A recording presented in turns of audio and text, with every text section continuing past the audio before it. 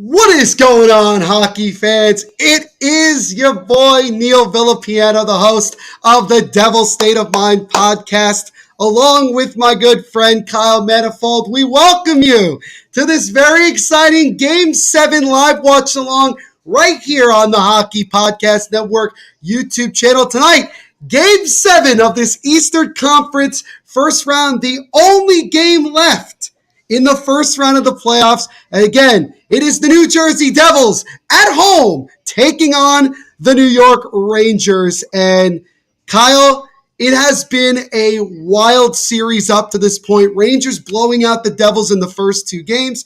Devils with two close wins in games 3 and 4. Shut out the Rangers in game 5 in New Jersey 4-0. And then the Rangers with another dominant blowout win at the Garden and forcing a Game 7 here. And I think it's only fitting that this series has to go the distance. I agree. Where were you in Game 6? I needed you.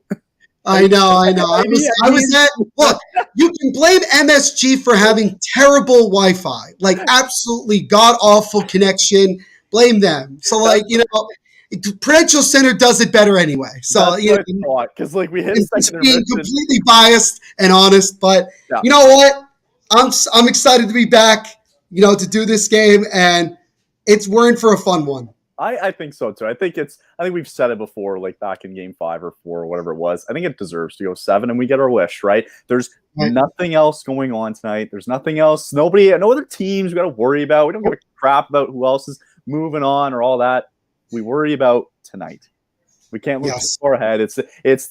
I love Game 7s. We saw it yesterday with all the friggin' craziness, which I'm sure we will get into. Absolutely. But Neil, what needs to happen for your Devils to win tonight? I think it's the same message that I said prior to game number 6, and that is believe. I think when you honestly look at it, I think the Devils, you wonder to yourself, where is the confidence after the game 6, situation, and obviously not playing all particularly well, and knowing for a lot of these guys, it's their first ever Game 7. This is going to be an electric atmosphere and nerve-wracking, and knowing what's at stake. But if this team believes that they can get it done, they will get it done tonight. And I know it's not going to be easy with the way Shesterkin has played in pretty much the entire series. It's not going to be easy, but in games like this, anything can happen. So I think that the Devils are definitely going to find a way to get it done. I know that Game 7 hasn't been kind to the home team. You can look at the 2 Game 7s just last night for a confirmation of that. Mm-hmm. But I do think that the Devils, this is a team that is battle-tested. They've had a lot of opportunities, and they've done a lot of good things, and they've answered the bell every time. And I think that that's really the important thing. So I'm very much looking forward to the next couple of hours here in New Jersey. I'm curious to see how it's going to start. I think that's the most intriguing thing. Because I think for the most part, this entire series, it's been fast-paced, right at your throat, let's go. And I'm just curious to see if they're just going to feel each other out, or if it's just nope, back to business, same as usual. Yeah, absolutely. I actually have a good friend of mine that just showed up. He's going to be watching the game along with us. My good buddy Sean. Actually, bring him in here. What's up, Sean? What's up, dude? Good to see you, man. You too. you. Love Say hello, that. say hello to the folks who are Jersey. watching your live. This is my friend Sean. I mean, Sean, if you want to sit here, you can. All right, cool. Yeah, get in here. Get in here. Let's. See. Wait. Does he have Roder? Cool. If you want to sit there, yeah, or you can sit here. Doesn't matter. Oh, give him the steel chair. What a nice friend. Give him the steel chair. The He needs a chair. So, actually, Sean, I'm glad you're here because I want to ask. What? How you feeling about tonight? I'm nervous as hell. Man. But you know what? Same response. Same response, right? Like, it's good to be in this position finally. But Yes. like thinking about it after being terrible for all these years, now that we're in this position, it was like good to watch other teams be in Game 7. But now that your team is in Game 7, It's a different story. Yeah, it's a different. It's like now it's like, oh, okay, so now we know how everyone else felt last night watching their games. They're actually showing on the screen right now, Kyle. Talk about some of the top guys for the Devils. Nico Hischier, Jesper Bratt, Timo Meier. None of them have been able to find the back of the net in terms of scoring a goal. Nico and Bratt have definitely been able to rack up points, but Timo Meier in particular, no points through 6 games. Does he break out tonight? He actually leads the NHL in expected goals for, and he's still yet to get a point. So you wonder to yourself, is he going to break out tonight? I mean, this would be the perfect time to do so. I mean, he kind of has to, right? That's why you got him at the deadline. And usually when you do these deadline acquisitions, you don't know if you're going to get him back next season. So you hope that he breaks out. But I'm looking at Andre Palat again. He's been a juggernaut for you guys for the whole series. And, Yes. these are the games that he's made for, right? So I imagine that he's gonna show up tonight. I imagine like your big guys too will be there. But Meier's got to step up. He's got to do something tonight, whether it be an assist or a goal. He's got to put something on the board. Absolutely. We'll see what happens tonight. The big story, obviously, going into this Game 7 really quickly here before we get going is the fact that both Miles Wood and Yegor Sharangovich are in the lineup for New Jersey tonight. Curtis Lazar, who got one of the only 2 goals in Game 6, is out of the lineup, and so is Jesper Boquist. And gotta say, Sean, not entirely agreeing with that decision with either one, honestly. Be glad you weren't around me when I found out Miles Wood was playing. Emily. Maybe a quick question, because we know we talked about Miles Wood and his contributions going into this game. How do you feel about Sharangovich? I don't really have an issue with it. Yeah, I mean, Boquist hasn't really done a whole lot, so it's not like it makes a ton of difference. Yeah, right. So exactly. I think we're banking on Sharangovich to be, because he's more of a scorer than Boquist is. You're banging on the hope that you have a little bit more scoring depth on the bottom 6. Yeah, and he's a good PKer. And he is with very the amount of dumb penalties Wood is probably going to take in this game. Great. Absolutely. Love it. We actually already have a couple of people who gave their score predictions tonight. Jeff Nelson's going 4-2 Devils, all right. Sean Butcher's going 3-2 Rangers. I have 3-2 Devils in overtime. Oh my God! This game goes I really have gone to that point. I can't handle it. But Jacob goes 4-1 Rangers with Mika Zibanejad getting a hat trick, and the Breadman Artemi Panarin finally doing something in this series. And of course, Gaza, our Ranger fan overseas in England, has got a 3-2 Rangers win. I saw, by the way, everybody on ESPN, all 20 hockey writers, picked the Rangers to win tonight. Well, That's insanity to me. I think it's ridiculous that not one. You would think like Greg Wyshynski would like rock with us. Yeah. He doesn't even rock the with Devils us. guy. He was a Devils fan. He is a Devils fan. He is a Devils fan. Right. I would Don think Greco, I know he does do the it. Rangers games on radio, but even he's like, no, I got the Rangers tonight. I'm like, wow, Whatever. it's crazy. Okay, being unbiased for a second, asking you guys, I know I asked Neil what the Devils need to do tonight. What do the Rangers need to do? I know that's a bad question for you guys, but I just want to know.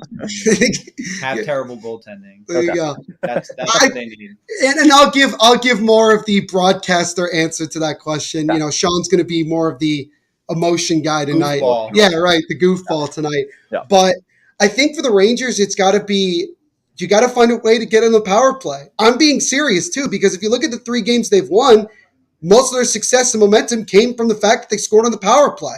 So they got to find a way to draw power penalties. And look, you got to have a little bit of confidence. You scored 5 goals on Akira Schmid in game 6. So clearly you have some momentum going into game 7. But as we know, all of this stuff gets thrown out the window going into Game 7. Yeah. None of this matters. Lindy Ruff is yet to win a Game 7 in his career. He's 0-4 going into it. He's due. Devils, exactly, he's due. Devils are 7-7 all time in Game 7s, 3-2 at home.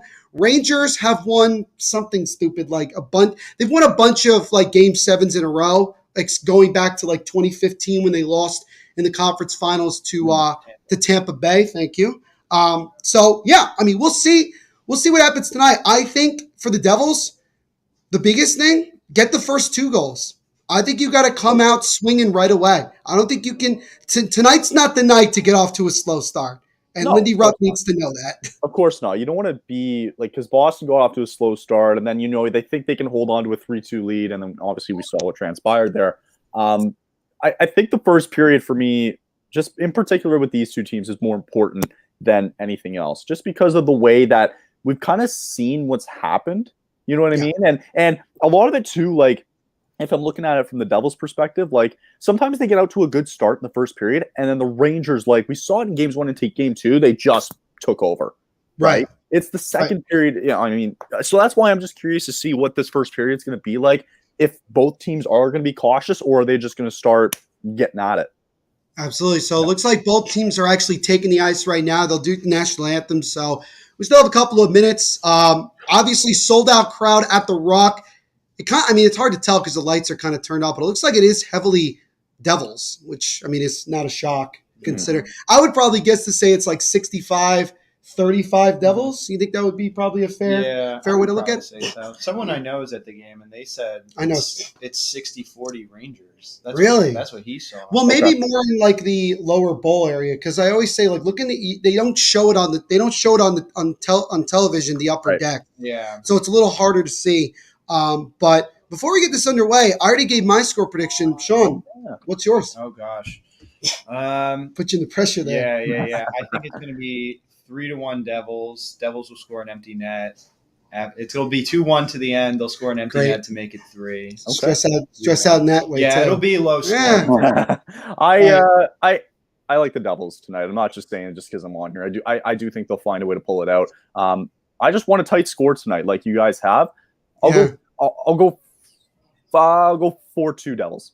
All right. So I think we're due for granted we've gotten a couple earlier in this series, but I think in a Game 7 like this, we are due for a very close game. I would be surprised if we got a blowout. Either way, I would be a little bit more surprised about that. I'm just gonna hop to the bathroom real quick. I'll be back in 2 seconds. Yeah, go ahead. So I mean, Sean, this is it, man. Do or die. We either move on, play Carolina starting Wednesday, if you can believe it, or this amazing season that we've had up until this point comes to a very sad end, and against, of all teams, the New York Rangers. I mean, we got Arlette singing the national anthem, so we're bringing out the big guns tonight. Arlette is our anthem singer. She's amazing. She's probably the best in the NHL, at least top 3.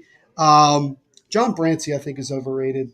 The Rangers? Yeah, the Rangers guy. Yeah. I think he's a little over. He tries to be Frank Sinatra too much. Yeah, he had a little too much emphasis on stuff, and it was just weird. By the way, what do you think of the Devils going back to Akira Schmidt for game 7? You have to. He's the guy that got you here in the first place. And he had one bad game where, the team played bad in front of him. There weren't much he could do once the game got out of hand. Yeah. But you absolutely go back to him here. Yeah. And, Vanacek has been our guy all year, but Schmid has gotten us here. Ride with the hot hand. I think he can bounce back. Schmido the Torpedo, as they call him, which was great that Eric Holla told us that it's Schmido the Torpedo. Danelle, by the way, this is my good friend Sean. He's a diehard Devils fan as well. He's hanging out with us as we get ready for this absolutely probably the biggest game in our lives. I know that we were both around for 2012. Yeah. But I think considering everything we've gone through the last decade with this team, this is up there in terms of how important getting a win tonight would be. Yeah, for sure. You can say Game 7 against Florida in 2012 in the first round. And that was in Florida. Yeah. But yeah, there weren't really any other Game 7s we've been able to experience like this. So, right. It's this is our first real experience. This is like it. Adults. We It's understand. like adult Devils fans, Yeah, right? We know we're gonna remember everything. We're gonna like have conscious memory. We got Marty. So there you go. They got Marty Brodeur waving the towel, getting the crowd fired up. They're pulling out the big guns tonight, Sean. They are ready to go. They're ready to go. We got a couple more predictions, mostly for the Rangers. Can't say I'm entirely surprised, considering everybody wants to go based off experience. But you know what, Sean, and you would agree, none of that matters. Nope. What matters now is 60 minutes of hockey, and it's going to be – it should be a good one. Yeah. It should be a good one, and hopefully after 60 minutes, potentially more if we get lucky or unlucky, the guys in red and black find a way to get it done and move on to take on Carolina. Kyle is back just in time. Gentlemen, I think it is time to get this Game 7 underway. Let's see. Oh, what a goals against average for Akira Schmidt. 1.72 with a 937 save percentage. Wow. So here we go. As the puck is dropped and Game 7 is underway. Rangers right away. 2-on-1 opportunity as Mika tried to go to the backhand, but a good defensive play by John Marino. And the Devils are able to settle it. Good opportunity right away for the Rangers. But again, Mika Zibanejad just got stick lifted, just got the puck knocked off him. Is now Jesper Bratt. Comes up the right side, up the center of the ice, now goes to the right side. Bratt trying to get around Lindgren. Feeds it in front to Nico. Just missed. Follow-up try there. Just goes wide. Oh, I think that might have been, I think that was Bratt actually who took that shot from afar there. Good opportunity. Just couldn't get it fully on net there. As now the Devils looking to try to create something here as Tatar behind the net. Tatar now to the right, gets it top of the point to Hamilton. Hamilton throws it at the net, but it goes over Shesterkin's head. Holla now over to Jack Hughes, second line on now. Now the Rangers will control it and get it out of the zone here. As now the Rangers. So the Rangers will make a quick change here as Holla gets it to Hughes, and Hughes will dump it off into the Rangers zone here. Eric Holla behind the net. Just out of the reach of Palat, but Hughes gets it. Jack Hughes circles, still with it now, gives it to Hamilton. Hamilton throws it on net, and that one's deflected wide to the left corner.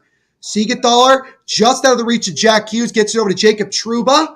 The Trouba will chip it over to Keandre Miller, and the Rangers look to, having a little bit of trouble getting out of the zone. And now Palat intercepts it, just missed. Artemi Panarin looking for an opportunity, it got broken up. Andre Palat. If there's any guy, guys, that can step up tonight for New Jersey, it has to be number 18 in red. Yeah, and they just showed the money line, too, for both teams. They're both at minus 110. Fair enough. That's how it's about right. I've been seeing the lines all day. It has been about as even as you would see a Game 7. As now Patrick Kane into the zone, waiting for reinforcements. He gets hounded by Timo Meier. The two big-name acquisitions going at it for a moment. Patrick Kane tries to throw it in front, nobody home. Mercer gets the puck taken away from him. Lafreniere wraps it around the boards to Patrick Kane. Kane still with it now. He'll back in it over to the other way to Lafreniere. Lafreniere loses it. And then the Devils are able to intercept and Sharangovich off the boards and out. Again, Yegor Sharangovich coming in for Jesper Boquist as now Mikkola into the zone takes a shot that is fought off by Akira Schmid. As now the puck comes out to center ice where Mikkola will bounce it back into the Devils zone. Got 58 people in here as we have a stoppage of play. Did I miss something? Are we getting a penalty? Oh, we are getting a penalty. Who's the penalty? And it looks like it's Nate Bastian of the Devils. So not even 3 minutes in, and the Rangers are going to the power play, and Lindy Ruff is pissed. And now you could already tell something is a little wrong here, as we'll see it again. Oh, my goodness. That was a soft call. So now Nate Bastian, who still has the stunned look on his face, will go to the box. And so the Rangers, who really have gotten things going, especially when they're on the power play, get an early opportunity right here. I wouldn't say that's a soft call. That's just me.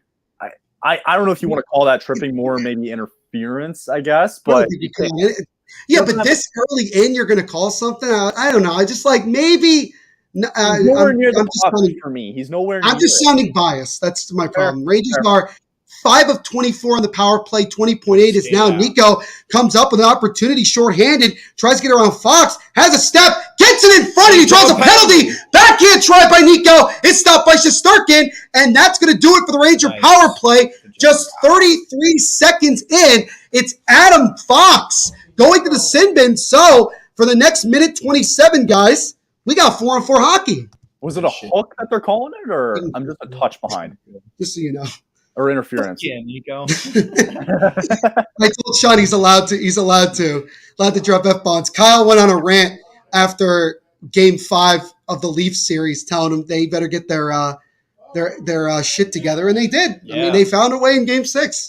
So, and now that Boston's out, I hate that you brought that up. I'm sorry, Kyle. I had to bring it up. It's been the most insufferable 48 hours of my hockey watching career. For Flames fans, it's been a little tough. It's been a little tough. Now the Devils an opportunity. Jack Hughes just out of its reach regains it. Hughes gets around a defender. Now gets behind the net. Wraparound trying. That one is stopped by Shesterkin. Good opportunity there for Jack Hughes early on, but a good leg pad save there from Shesterkin. I like the Devils more like, and when they have more icier 4-on-4, I kind of give the advantage to New Jersey a little bit. They just seem a little more versatile. Do we consider this? I mean, you can't really call it 5-on-5, but clearly when the Devils are playing even strength, and I guess this is even strength right now, they seem to have a lot more success and generating opportunities. So I'm wondering, as you mentioned with the open ice, we got 40 seconds to go in the 4-on-4, and then the Devils will have an abbreviated power play. So we'll see what they could do with that if they'll get an opportunity. Is now Tatar up the center of the ice, has the, I don't know if the puck bounced off his stick, but it goes back, and Holla will have to go back and retrieve. Eric Holla, what a series he has had. Kind of a surprise, I think. But considering how the playoffs go, it's always the guys you least expect to end up being the ones. As Jack Hughes weaves his way through, has an opportunity, almost gets around another defender. Good opportunity. Severson trying to keep it in for New Jersey. Nico can't. He'll get it back. Now we go to a Devils abbreviated power play for 30 seconds, so we'll see if they can do anything on it. Jack Hughes dropped it to Nico. Nico Hischier gets it over, chips it to Bratt, but Tyler Mott intercepts it and clears. Devils 4 of 21 on the power play in these playoffs, which is not really saying a whole lot. Yes. Which is to be expected considering how much their power play, even during the regular season, was kind of a struggle, as Nico stops just out of the reach of Jack Hughes. Rangers trying to get it out, and they will. And so that power play is up. So both teams, granted, it was 4-on-4 for the most part, but neither team could get something going there. And so we're back to even strength with 14:45 and ticking to go in this first period. That one goes into the corner. Rangers trying to get to it, intercepted by Palat for a moment, and then Capo Caco bounces off the boards and back out to Kevin Ball. A ball fired back down the other way. Is that going to be icing? No. I guess not. I thought it would have been, considering where he shot that. Yeah, I thought But what do you guys think so far of this game, which we're just about 5.5 minutes in? Good pressure, good start. I like the Devils. I think they're being a little bit more creative, especially on that 4-on-4. I think the Rangers were kind of standing still a little bit other than that initial push. Nothing crazy so far. I think it's kind of what we expected, a little bit back and forth. And, it hasn't really broken out quite yet. You're going to see whoever scores the first goal, it's going to be a huge shift. But then again, we saw what happened last night, so it doesn't really matter. Sean? Yeah. I'm sorry, I zoned out for a second. Sean is in game-watching mode right now as Timo Meier flips it over to Ryan Graves. Graves had a really tough game number 6, especially defensively. Right. And, obviously you're hoping from Gravy, who's also playing in a contract year, I might add. You're hoping from a bounce-back game from him as that puck goes into the left corner with 13.5 to go in the first period. Still no score as Marino gets it to Bratt. Bratt tries to chip it over, regains it, gets around a defender, but gets slowed down by Trouba, and now gets it over to Miller, just out of the reach of Vincent Trocheck, and it goes back for Siegenthaler, who will regroup for New Jersey. Gets it to Dougie Hamilton, gives a feed to Nico. Nico drops it to Tatar. He stops, waits, gets it over to Siegenthaler. Wrist shot, that one gets blocked. Rangers trying to get it out, they can't. Dougie takes it in front, deflected. That one is stopped, throws it in front to Nico, and that pass was broken up. Good play. Nico intercepts it on the forecheck. Heischer around the defenseman, gets it to Brett for a shot that gets blocked. Devils still with it now. Siegenthaler over to Dougie Hamilton. Hamilton, wrist shot, and he just rang it over the shoulder of Shesterkin. It rolls all the way back out to the Devils zone. But probably the best rush for either team right there. A couple of grade A chances for New Jersey. Yep, great chance. But I think, again, the problem for New Jersey tonight is you got to find a way to beat Shesterkin in Game 7. You do have to find a way. This is when Find a way. Shesterkin is normally at his best. He has been locked in for the most part since this series began. It's now a long feed over. Jimmy Vesey trying to get around Severson, and he gets to the puck, backhands it, taken away by Severson. Now Kevin Ball gets it as Kevin Ball chips over to Mercer and gets it off the boards and out. Devils may have a 2-on-1. Timo Meyer comes in. Meyer with a shot and out, with his fought up by Shesterkin. And I think Sharagovich might have been there on the rebound, but couldn't get a stick on the puck. Timo comes back in the zone, and he drops it in behind the net to Shesterkin. Wrap it around the boards. Intercepted by Timo Meyer, who throws it at the net and goes just wide of Shesterkin. Another opportunity gets blocked. Devils keep it in again. Gets it to the right corner to Jack Hughes. Hughes weaves his way through. Hughes still with it. Tries to get it to Siegenthaler. He'll go get it in the left corner. Chips it now to Eric Haula. Haula now over to Siegenthaler. Taken away by Goudreau. Barclay Goudreau chipped it to Panarin. Panarin backhands it, missed him. Jack Hughes keeps it in, tries to backhand it to Palat. Little too strong there. Palat gets it back. Andre Palat chips it into the right side. Hughes tries to one-handed pass Mikula. And now the Devils still with the puck. Haula, drive by Dougie Hamilton is fired away by Shesterkin. Hughes spun out of control for a moment, and the Rangers chip it out. They're so tired.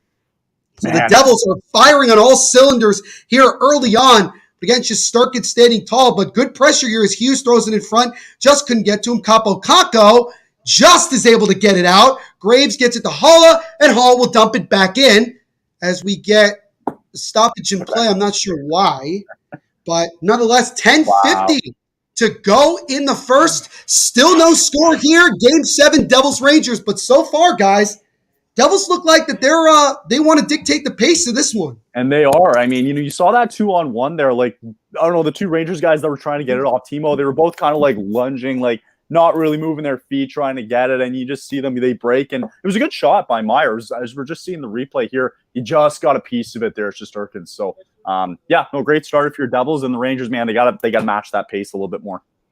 Yeah, I think, Sean, what have you seen in particular, other than the constant pressure, what have you seen from the Devils that you really like so far? They're moving the puck really well. They're not taking any dangerous chances. They're being smart when they're setting up the rush. The defensemen take it out into their own end and wait for play to develop. I noticed that a lot on the 4-on-4. They didn't really enter the zone unless something was absolutely there. Haula took it back a couple of times, let play develop. But that's something I really noticed. And Nico is just he's just so good at the board battles and protecting the puck and taking it to the net on that Shesterkin save, which ended up being a penalty. But that's just something he's always done, causing chaos in front of the net. And he's so due. I hope it's this game that he breaks out with one goal. He is. Yeah. But he is so due. Him, Meyer, and Brayman, still all. They all got it. Just wanted to jump in real quick. I know we had some questions that were asked earlier that we didn't really get into. Danelle just wanted to ask, what was more shocking, the Panthers beating the Bruins, or was it the Blue Jackets sweeping the Lightning back in 2019? I think it's got to. To me, I think it's the Bruins because although the Lightning got swept, all they did was tie the Red Wings record. They didn't break it, right? And they didn't have a 3-1 lead and then lose Game 7 at home.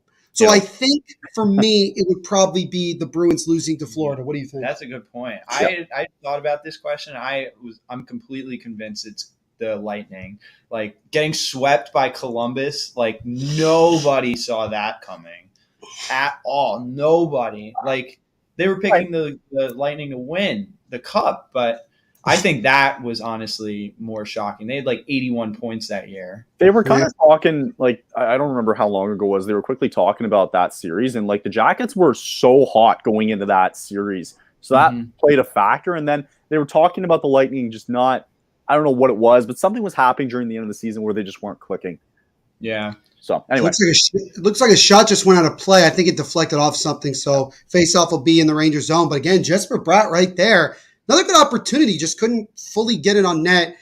New Jersey Devils, again, 7-7 overall in Game 7s. They are 3-2 in New Jersey. So a little bit of positivity. But again, as we've talked about before, none of this stuff matters, once the game gets underway. Yeah. It's all about just, going out there and doing the best you possibly can. And I think if you're the Devils, you got to like the start. But again, it's not about how you start. It's about playing a full 60 minutes of Devils hockey, and you're going to need that maybe even more if you're going to find a way to beat Shesterkin tonight, because already it kind of feels like he's on his game. You got it. They were just showing the stat there. Game 7 experience. 17 players on the Rangers roster have Game 7 experience. 9 on the Devils. 31 points for the Rangers on those players who played Game 7, and 2 for the Devils.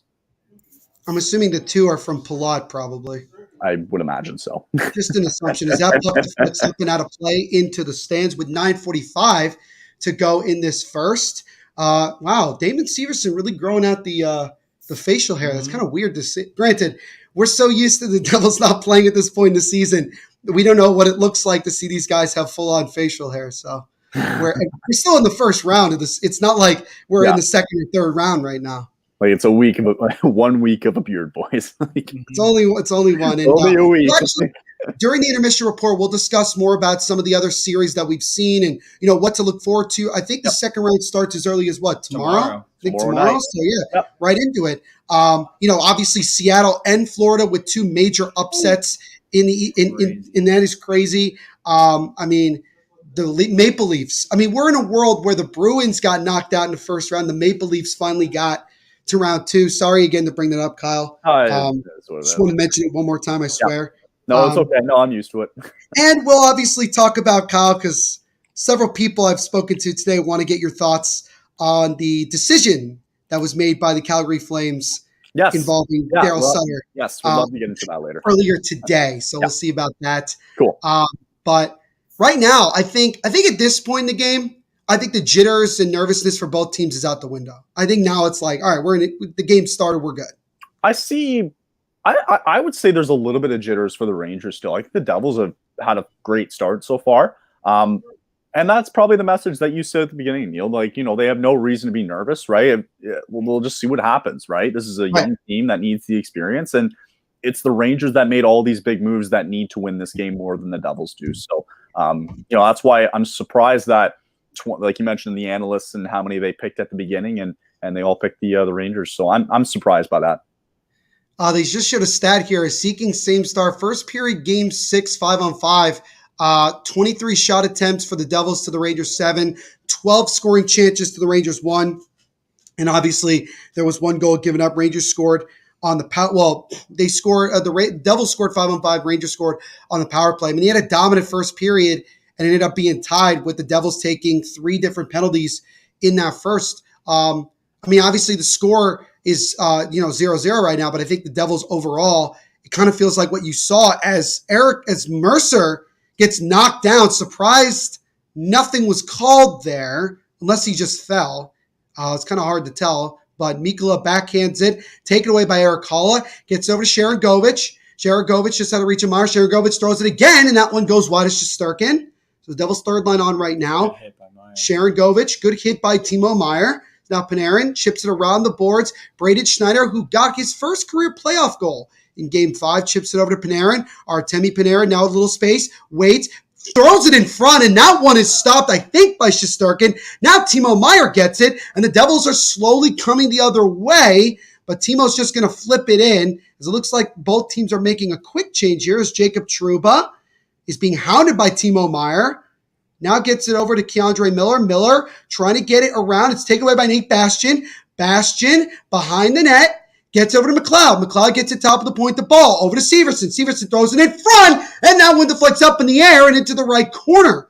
Jimmy Vesey trying to get it out. Rangers again hemmed in their zone a little bit. This time by the Devils' fourth line. Miles Wood, his first game since Game 2 of this series, is now whacking away at it. And the Rangers are finally able to chip it out. As Severson trying to get around, taken away by Mott for a moment. No. Ranger player falls down, and we have a penalty. Again. So the Rangers are going to the power play again. And this is strange, man. This is already strange with the penalties, but they're calling a 2-minute tripping call against, I have no idea. Yeah. Damon Severson. Thank you, Kathy, by the way. Thank you. Which sucks. Good to see you, Kathy. And thank you guys, by the way, everybody, for hanging out. We got 86 people and everything. That's a lame call. Do we call that a penalty? Let's see it again. Let's see, tripping here. Well, they got the wrong guy, first of all. It wasn't Severson. I think it might have been McLeod. But either way, Rangers going to the power play with 8:16 here to go in the first period. Just clear it. Severson got his stick under the skate, so it was probably him. So Sharangovich can't get it out. Rangers looking to try to set up. Tarasenko around the boards, gets it over to Panarin. Panarin now gets it top of the point to Fox. Now drive there by Zibanejad. He missed wide. Panarin now with the puck. Rangers 0 for 1 on the power play. It ended early because of a penalty. So they went skated 4-on-4s. Drive there by Fox gets blocked in front.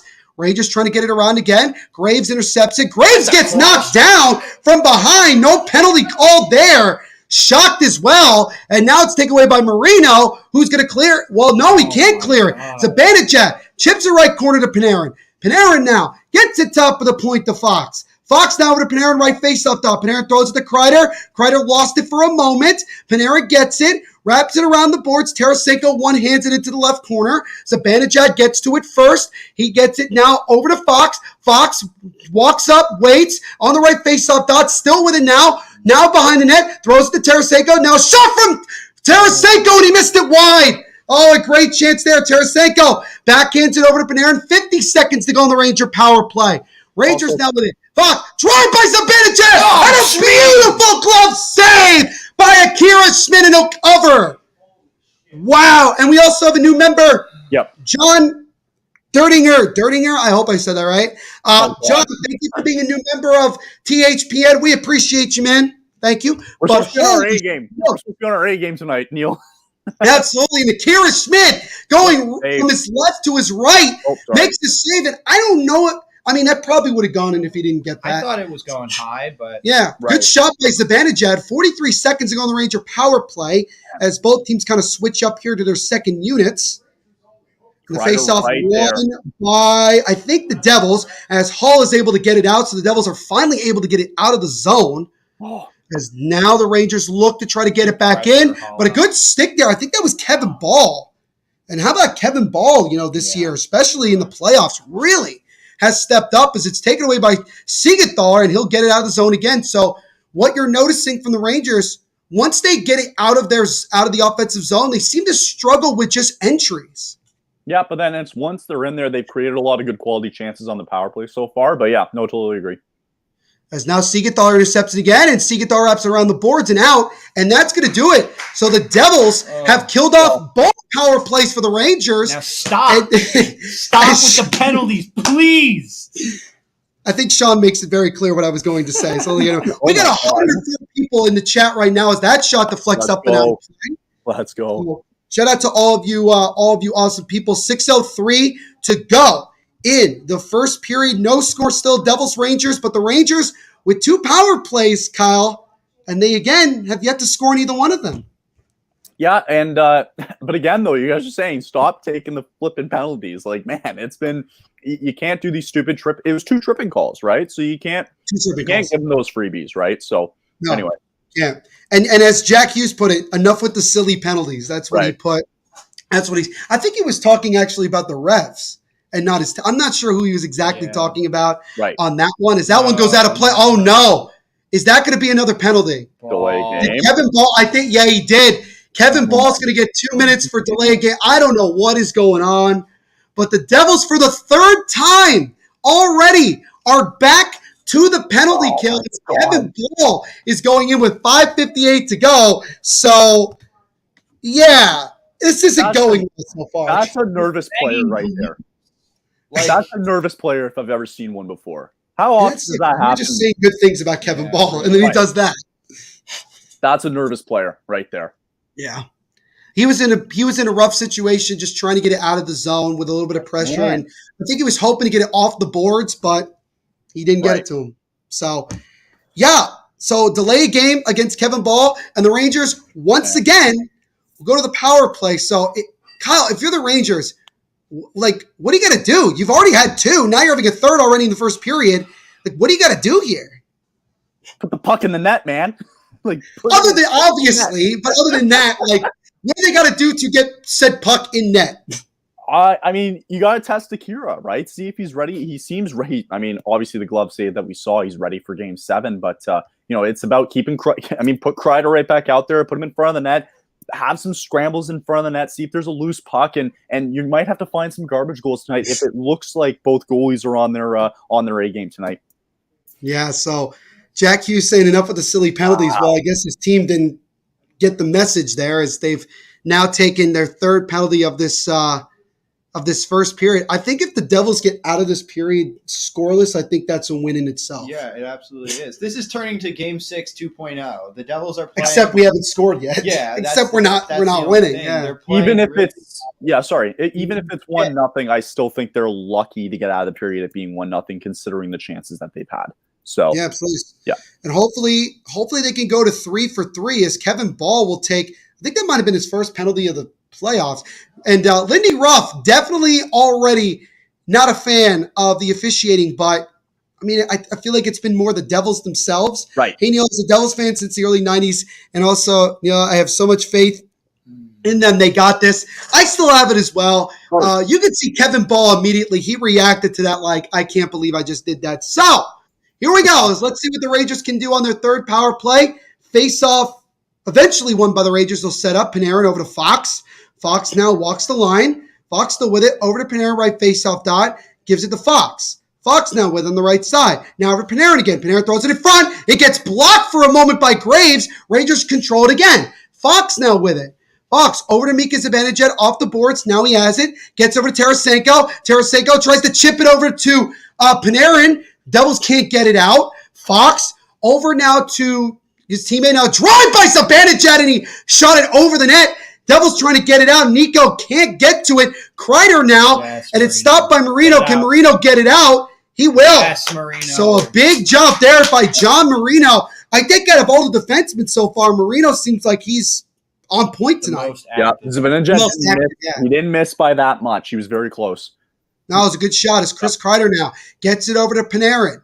Panarin wraps it around the boards with a minute to go on the Ranger power play. Zibanejad now chips it over to Tarasenko. Tarasenko tried to get it to Panarin. Stick touched by Holla. Holla trying to get to it. He regains it and finally clears it, sort of. That's a good job by Fox to keep it in. Off the boards, Patrick Kane gets it over. Kreider one-hands it over to Zibanejad. 43 seconds to go on the power play. Now over to catcher Kane. Kane with a wrist shot. It gets blocked in front. Fox couldn't control it. It comes out of the zone. So 30 seconds to go on this Ranger power play here. This is already the third power play for the Rangers in just the first period. As now Trocheck it was, taken away by the Devils, and they come the other way. Sharagovich will just lightly dump it in. That's totally fine. Yep. 15 seconds to go on the Ranger power play. Maybe one last rush here. Sharagovich intercepts it. Comes in shorthanded. He'll throw it just wide of Shesterkin. Michael McLeod trying to keep contain of it. But the Devils are going to kill it off again. Wow. So the Devils now 3 for 3 on the penalty kill. And someone put a timer to see how long it takes until the Devils take another penalty. Let's see. We got 4 minutes left here. Give me half. Give me 2 minutes. All right, fine. Have I taken the pledge of staying sober for the night? I'm always sober.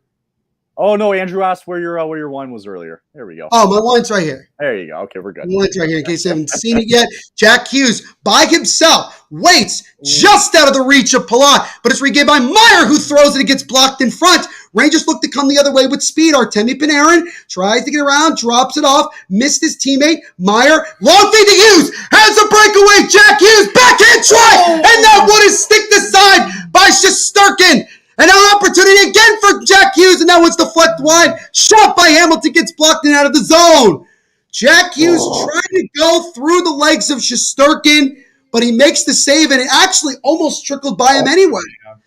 Who's covering him? He's just sitting there at the bench like, yeah, I'm open. I mean, they missed him again. Yes. Good pass by Timo Meyer. He immediately turned around and threw it because he knew he was there. As Tyler Mott drops it into the left zone here. And almost a big hit by Kevin Ball. Puck goes into the right side. Adam Fox throws it on net, wide of the net. Rangers trying to keep it in. Mikkola over to Barclay Goodrow. Barclay Goodrow feeds it. Backhand try by Mott, just goes wide. Tomas Tatar gets it, stops, gets it over now. Calmly Severson. Severson got to be careful. There's a stick right in front of him. And now he'll settle here with 2:20 to go in the first. So the Devils have kind of weathered some of these storms that the Rangers have had. Granted, mostly self-inflicted, as Severson just whiffed on a pass, but regains it right away. But they've so far weathered the storms. Now let's see if they can maybe get a late goal here and grab that momentum. As Shesterkin plays over to Keandre Miller. 2 minutes to go in the first. Chris Kreider now. Oh, no, I was going to say real quick, it seems like with Jack Hughes' breakaways, he's done that 2 or 3 times where, like, I don't want to say cherry pick, but he's been, like, sitting behind there going, hey, I'm right here. Working. It's working. Yes, absolutely. It's Keandre Miller drops it to Tarasenko. Tarasenko with a shot that's easily gloved down by Schmid, and we get a little bit, tiny bit of pushing, which, considering how this series has gone, that might be the calmest I've seen both teams in front of the net. That's the calmest I've seen this game so far. Not a lot of pushing and shoving, just like good checking, like nothing crazy. Like, yeah, there's a little push, but again, you expect a little bit more intensity for Game 7. They showed again the replay of the Jack Hughes shot. Even after the save from Shesterkin, the puck was trickling and it almost went in anyway. It still could have been a goal. And I think Jack Hughes was pointing at the ref.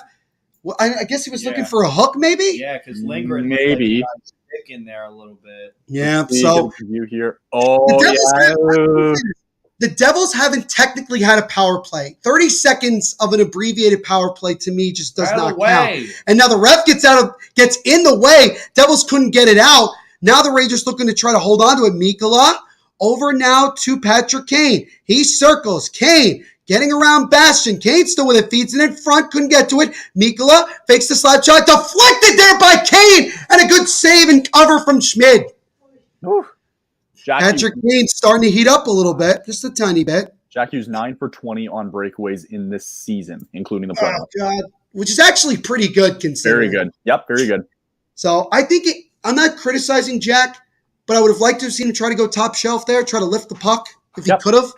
But he might have gotten hooked. I didn't see it, to be honest, on the replay. I might have missed it. But, yeah, I think the Devils, in terms of quality of opportunities, I think they've had the better of the quality of opportunities, just not the quantity. The Rangers have obviously 3 power plays so far. They were showing a stat earlier. I think it was just before the 3rd power play, but the Devils were like 16-2 on shot attempts in the first period so far.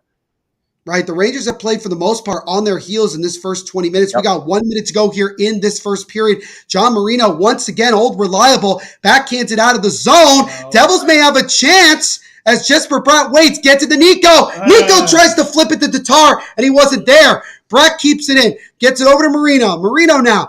Jesper Bratt lets it go. Tatar, can he get there? He chips it over to Graves, throws it in front. That one goes wide. Nico Hischier gets to it now. Hischier backhands it. Taken away by the Rangers, and they'll chip it out with 30 seconds to go in this first period. Devils now will settle it. Maybe one last chance here as the Devils will settle here as they're making a line change. Jack Hughes, and he slips down and falls down.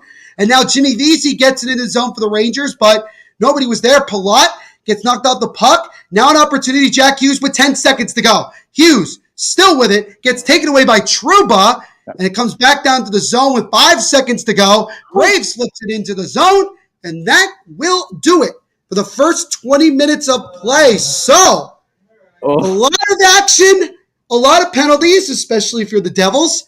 But after 20 minutes of play, we have no score. Sean, thoughts? Oh, my God. I'll just sound like a broken record player at this point. The penalties. Oh, my gosh. Brutal.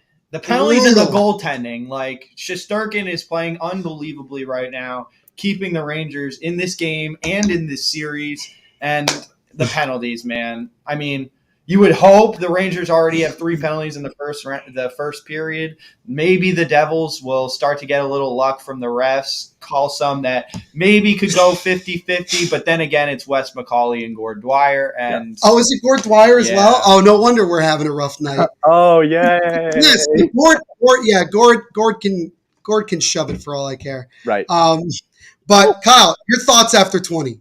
Yeah, good period. I mean, obviously you don't want to take those penalties, but they had to stand tall, and they are doing it at the right time in Game 7. And you got to be happy too. I think they've had a lot of more quality chances, I think, than the Rangers. And then on the side of New York, man, it's the power play not taking advantage of those 3. That very well could come back to bite them a little bit. But I expect a response in the second period from what we've seen mostly at least from games 1 and 2 from the Rangers. We saw a really big second period push. So I'm expecting something like in regards to that going into the second period. But no, I mean, outside of those attempts and then the power plays, I think it's been pretty even, Steven, back and forth. They're showing an interview right now. Nico Hischier, and I gotta be honest with you, he looks really pissed. Yeah. He looks very upset. And I think if you're Nico, I think maybe letting into your team in the locker room might be a good idea. Maybe. After those 3 penalties. Right. It's like, have we learned nothing from the last 6 games? Yeah. Like, do we just not want to win tonight? Like, definitely not the start. Not necessarily start. Definitely overall, I think a lot from terms of discipline, not the way you want to be if you're the Devils. But good news, you've killed all 3 off. You've kind of killed, at least right now, a lot of momentum that the Rangers may have had through those 3 opportunities. Kirishman making saves. John Marino in particular, clearing the puck a lot, doing a lot of really good things. Devils with probably the better of the quantity in terms of opportunities, the quality. But again, both goaltenders have come to play, and I think that's what you expect in Game 7. So we will see what happens. But before we continue on here, we will jump into our first intermission report. But again, before we do that, we are going to get our first word of the night from our sponsors.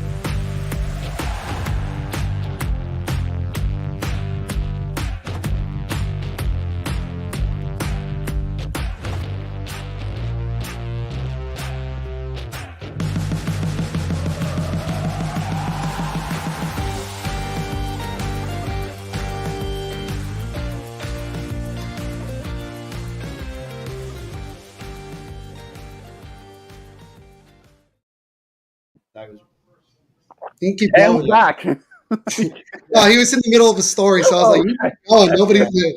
But welcome everybody here. We're on point tonight, okay? We got 92 people in this chat. We're having a good time so far. But welcome everybody here to the first intermission report of our game. Again, Nico Piano along with my good buddy Kyle and also my other good buddy Sean. We got 3 people doing this game tonight, and Sean didn't even know he was doing this until he got here. Yep, resident gooseball. Right. So Do you have Devil's pajama bottoms on right now? Did I just say, nice. That's so I'm in full swing tonight. I'm ready to go. I'm absolutely ready.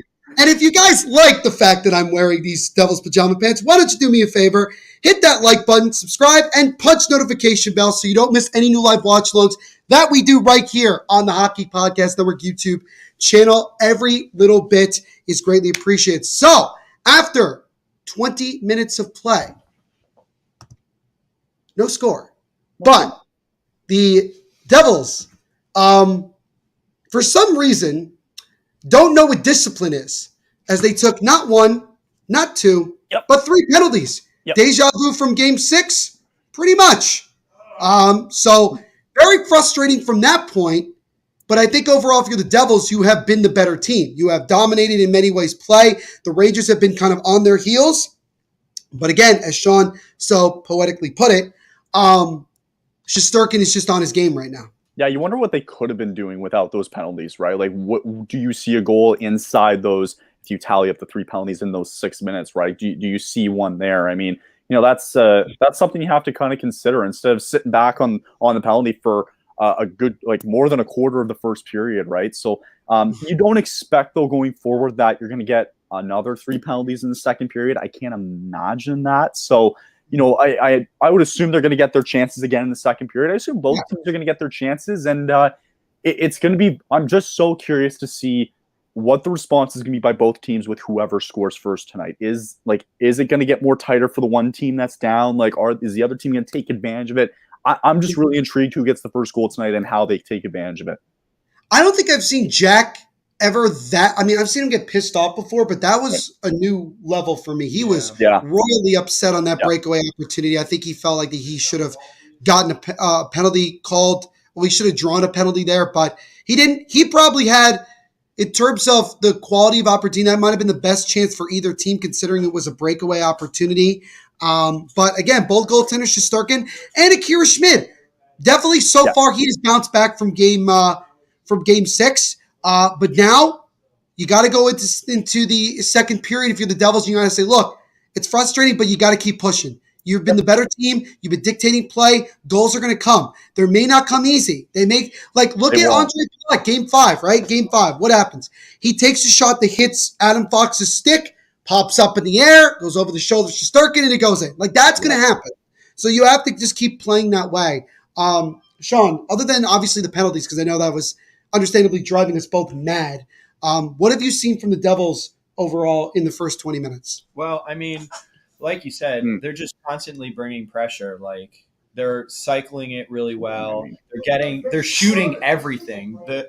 I've noticed the defensemen are just trying to get everything through the point, from the point, and just get it on target. And that's something they really need to do. Yeah. That's what the Rangers were so effective in doing, getting all those box shots through. Bless you. Yeah, sorry about that. Sorry. It's not me. But yeah, I really like the Devils and the constant bringing of pressure. Like, all 4 lines have been really rolling. I mean, the third line has been kind of not really playing because of obviously the penalties, but I've noticed the 4th line get in there really well. Not Miles Wood at all, but thank God. Yeah, right. Thank God. I've noticed McLeod and Bastian come out with a couple of pucks in board battles and getting them to the net and getting them points. Yeah. So I really like that in their game. But, yeah. You could go. That's sorry, I didn't mean to interrupt. I noticed we just haven't gotten the comments, and there was just 2 things I wanted to bring up. Just the one that we didn't answer this question earlier of the Leafs Panthers series coming up in how many games? Panthers in 7. Really? Panthers in 7. I think they're doing it again. You got to ride the hot hand. I think the Panthers have more momentum than the Leafs do, in my opinion. Got it. I would say I hate it, but I think the Leafs are just the better team overall. But I mean, hey, we saw what the Panthers did. I got Leafs in 6 again. And then Goza. It's it's his birthday today. Oh, well, it is 2 a.m. in England. It's almost 2 a.m. in England. So Goza, happy birthday.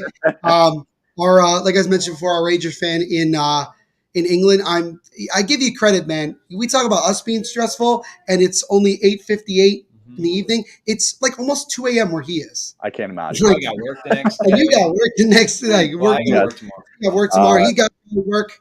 Yes, Andrew, I've only had the one. I think I got like 3 hours of sleep last night. Like, it was just one of those. I was very happy about the Seattle Kraken. Yeah.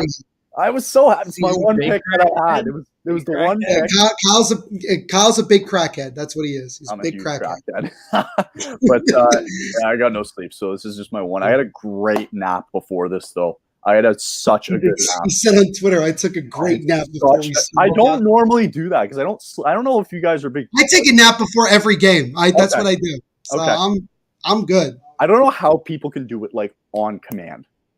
It blows my mind, but it's just sometimes I sit there and like, oh my God, go to sleep. Yeah.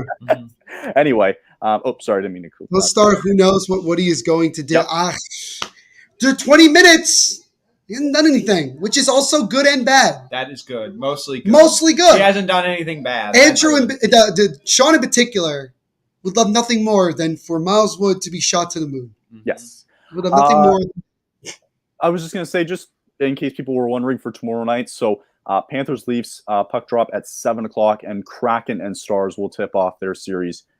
Sorry, tip off basketball terms. 9:30 Eastern tomorrow will be the other Kraken and Stars. It's actually early for them. It's actually an early start time in that area. In Dallas, it's only 8:30 by them, but yeah. Dallas, yeah. So that'll be a lot of fun. Obviously the Panthers coming back from down 3-1 to knock off the Bruins, and you could just see it in the Bruins' faces. Absolute shock that they lost. And this early too. Is shocked. Bergeron done? I think he should. I think he's done. The way he said in the postgame, I have to talk about it with my family, tells me I think he's already in that mode. Yeah. I think he wants to see what his family thinks. And he was playing with a herniated disc. That was crazy. Because he got hurt in the last. He got that in the last game of the regular season. Yeah, and they think about that. Playoffs with it. I mean, it's their own fault for that at the end of the day. Also, where was David Krejci in that series? I think he scored. He scored Game 7. He scored like one goal. Yeah, Isn't he supposed to be like the top playoff guy for them? Yeah, I'm just saying. Like they showed a stat last night. He's like Mr. Playoff for the Bruins. Yeah. Right. But I saw somebody mention this. Is it fair to say that the Bruins are one of the biggest choke artists of the last decade in the NHL? Absolutely. Because think about it. They've only won one cup since 2011. And every other year they have blown a major opportunity to win. And been to one final. Right. Yeah. I would argue that was probably the biggest collapse in NHL history. I feel like, and you know what? Go back to the sound clip after Game 5. Matthew Tkachuk says, "We're going to be back here for Game 7 and we're going to win." And he was right. Matthew Tkachuk was right. And that's Kyle. I know, obviously, again, for the obvious reason that you are a Flames fan. Is this a different Matthew Tkachuk than we've seen in years past? 1,000%. It's a different Matthew Tkachuk. He hasn't been in the penalty box. He's been on the ice contributing for these guys. He's been such an asshole in front of the net, which is huge for them. You saw it in overtime. Like he was battling behind the net. Like I think he won the puck right behind the net in overtime to give it to Verhaeghe, and he scored it. He's been so good for them. And I mean, as mad as I am, like that he's there, he obviously wanted out. He's got intentions, and I get it. But I am happy that he's doing a great job there, and I think he's going to be a problem for the Leafs. They have. I don't know how they're going to stop this guy. And I know the Devils were very much interested in him in the offseason and tried to make a move for him. And it didn't work out because he didn't want to come. I think he had a no trade clause, if I'm not mistaken. Yeah, he just didn't want to come, which it worked out. Well, I don't know if he didn't want to come, but I mean, like over Florida with no state tax, they're already really good. So. Yeah, right. That's a good point. But how about the resurgence? So I guess the question is, you got to ride with Bobrovsky in round 2, right? You got to ride the hot hand. Yeah, Bobrovsky, I would assume starts Game 1, and then and kind of I'll go back to this in a second, but I was more surprised. Why was Jeremy Swayman starting Game 7? That's what That was thinking. Everybody was saying, why now? Why are you making a change now? And apparently, according to earlier today, Ullmark was dealing with some major injury. Really? So who knows what exactly he was dealing with? If it transpired, sorry, go ahead.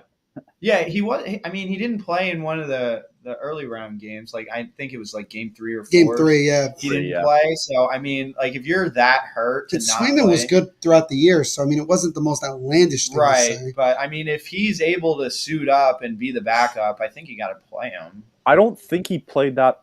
I don't think he lost the game though for Boston. According to Jacob, Swayman had a hip injury. Ullmark had a hip injury. And that's why Swayman started. I don't think Swayman was the reason they lost. No, not at all. Look at the Verhaeghe goal. There's nothing that he can do about it. It was about as perfect of a shot. And by the way, I think they showed something like the Islanders got like an AHL fringe goaltender and traded Carter Verhaeghe away to Florida. Yeah, and that's how They got Carter Verhaeghe, so that's it. But Yep. it looks like we're actually about to start the second period here. Yep. Guys, what is the one thing for both teams going into this next 20? Stay out of the box for one. If you're the Devils, I think it's pretty If you're the obvious. Devils, right? If you're the Rangers, it's whatever. Yeah, like like you talked about it, like they're going to get their chances, right? I think both sides are going to get their chances tonight. It's just kind of being, it's not being like too. Stuff. You good? They keep showing like all these Game 7 history between these two teams, and it's so annoying. I saw it like 3 or 4 times. I don't remember when it was. They can't help it. They can't help themselves. They want to keep. It was the 90s, and the Rangers won it in overtime. I don't know when it was, but they showed that clip like 94, 4 times. yeah, 94. 94, and they showed that clip, I think, 4 times now. And I'm like, okay, we get it. To me, it's can we stop talking about 94? Like, that happened a long time ago. About 2011? No, when did the Devils go to the final? 2012. 2012. Yeah, I think it's 2012, yeah. Yes. I mean, I don't mind talking about that. Yeah, I know. And maybe we'll talk about 2023 in the next hour and a half. You never know, right? You never know. But then just to answer your question, I think both sides are going to get their chances. Obviously you have to stay out of the box, number one, but I'd like to see the Devils set up a little bit more maybe in the second period. And I don't know if they'll get their chance on the power play, but I like their pace. They're outpacing these guys a bunch tonight. So like keep up the pace, obviously, nothing stupid, right? Stick to your game plan. And then if you're the Rangers, it's a matter of picking up the pace and just getting your superstars more involved. Like again, Panarin's been so quiet, keep getting Kreider in front of the net. Yes. And it's again, and their passes tonight again have still seemed a little off, like especially on that power play, like the cross crease, like they haven't really been working. So I don't know how they're going to solve that, but I think if you're the Rangers, you got to keep it kind of simple. Sean, what, from the Devils' perspective, because I know you don't want to give a Rangers perspective, which is fine. Wow. It's we're being honest here. That's fair. Devils, other than staying out of the box, like what do you want to see from the Devils in the second period? Just keep the same thing going. When they were on 5-on-5 for most of the period, they were playing fine, playing well in the offensive zone, cycling the puck, getting shots through. Just keep doing that. Something's got to bounce. They've had 0 puck luck this entire series. Something's got to bounce. You just got to get it to the front of the net. Right. I think it's well said. So let's see what we got here in this next 20 minutes. I think face-offs is also something to keep in mind in terms of face-offs right now. Oh, you can't see it. I'll just show it right now. They'll probably give it to me. Here we go. As the second period is now officially underway. In terms of face-offs, they probably we had 6-all opportunities. Now Nico Hischier just out of the reach of Tomas Tatar. He would have had a golden opportunity right away to get a shot on. So the Devils come in. Jesper Bratt over now to Marino. John Marino throws it in front. That one gets blocked. Nico now gets it back to Marino. Now gets it over to Bratt. Bratt shoots it. Oh, that's just wide of the net. It might have hit the post. Oh, it got past Shesterkin, but not the low post. Oh, the Devils with a an even better opportunity. Oh, they just missed again. 0 puck luck, I'm telling you. Oh, my God. As now the Devils come in as Jesper Bratt will dump it into the left corner here as he's basically the only one back. It looks like the Devils are switching lines here as Panarin backhands it out. Dougie Hamilton will just fire it back into the Rangers zone. So already a minute in, Devils kind of right away again, just putting the pressure on. It's Jack Hughes. Backhands over to Palat. Palat behind the net. Palat now in the right corner, gets it to Jack Hughes. Hughes still with it now. Getting around. Throws it in front. That one gets blocked. Dougie Hamilton with a drive. And that one is followed by Shesterkin. Follow-up try again is stick aside. Jack Hughes now with it. He tries to keep the puck in. Still has it now. But then it's taken by Trouba, who will get it over to Keandre Miller. And Miller will get it just out of the zone. Kako now dumps it over to Philip Hedl. Hedl now in the right corner fighting with Kevin Ball. Ball knocks him down. Good defensive play there. Kevin Ball now chips it. Still having trouble looking for help. Gets it to Siegenthaler. And Ball fights off a Ranger player. Now Jack Hughes with it. Hughes drops to Palat. Palat waits. Throws it. And that one is stopped. Jack Hughes gets knocked down. Doesn't appear to be a penalty. Severson with a drive that is slowly stopped by Shesterkin. Now the Devils trying to keep the pressure on here. Jack Hughes intercepts it. Hughes still with it. Jack Hughes gets around Patrick Kane. Now chips it over the right corner to Timo Meyer. Meyer now loses it to Trocheck. Devils keeping it in again for a moment. Now the Rangers come back. Might have a 3-on-1 opportunity. Shot and a beautiful glove save by Akira Schmitty-Rubs. Alexis Lafreniere. Hughes is trying to do. Man, talk about a guy who's on his game tonight. You think he's scared of the moment? No, not at all. And again, good point by Sean. It kind of feels like early on in this period, Kyle, Jack Hughes doing a little bit too much of everything. He's trying to do more than he really should. As we see again on the replay, Nico actually hit it off his skate on that shot that just hit wide. You think it would have counted? No. They probably would have. Probably, yeah, they'd look at it. Hughes was complaining to the refs there because I think it was on the drop pass that Hughes had to, I don't know if it was Heishier, but I think he got tripped up in front of the net afterwards. He did. So he was complaining a little bit to the refs there. He's been a little hot with the refs tonight. Little bit, as the Devils haven't had like an official power play. They had one for like 30 seconds, but that was, abbreviated after the 4-on-4. Here come the Devils the other way. McLeod with space up the right side. Michael McLeod tries to feed it now, throws it in front, and now one just goes wide. Rebound try there, scramble in front, and Miles Wood tried to go to the backhand. He might have missed, not sure. But again, the fourth line for the Devils kind of making some energy plays here early on in this game as now Dougie gets it over to Jesper Bratt. Bratt comes up center of the ice, drops to McLeod. McLeod just missed it, regains the puck. He's still with it now. Feeds it over, just a stick lift there. Tatar tried to get to it. Tatar gets it whacked, and now Marino will go back for New Jersey, and John Marino will dump it in. Again, John Marino continuing to be very steady back there so far. Number 6 in red for New Jersey is now the Rangers will slow it up as Lindgren bounces off the boards high into the air. Ryan Graves gets to it, over to Tomas Tatar. Tatar will dump it in. Never, Jacob. Jacob's still asking when. He's asked that like 5 times, and he's just going to get. I know. It's Jesper Bratt with a shot, and that one just goes wide. Nico Heishier keeps it in. Nico stops, gets around Lindgren. Nico still with it, tries to tuck it, and he gets knocked down on a nice hit there. I think that might have been Trouba. Somebody is now Palat fighting with Trouba in the left corner. Jack Hughes trying to get it from Tarasenko. Rangers trying to get it out. Still having some trouble here, and Zibanejad just gets it out.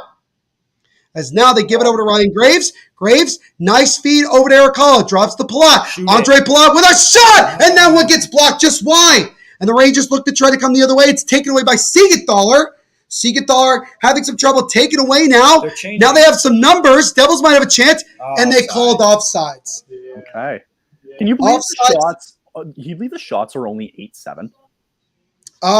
It doesn't feel like that. That's for sure. Not at all. It feels like it's like 2020 or something like that. Well, both teams so far have done a pretty good job of blocking shots, right? Particularly the Rangers. But that first line of Nico, Tatar, and Pratt really has been flying since puck drop. Yeah, Zibanejad looks a little banged up on the bench. They were just showing.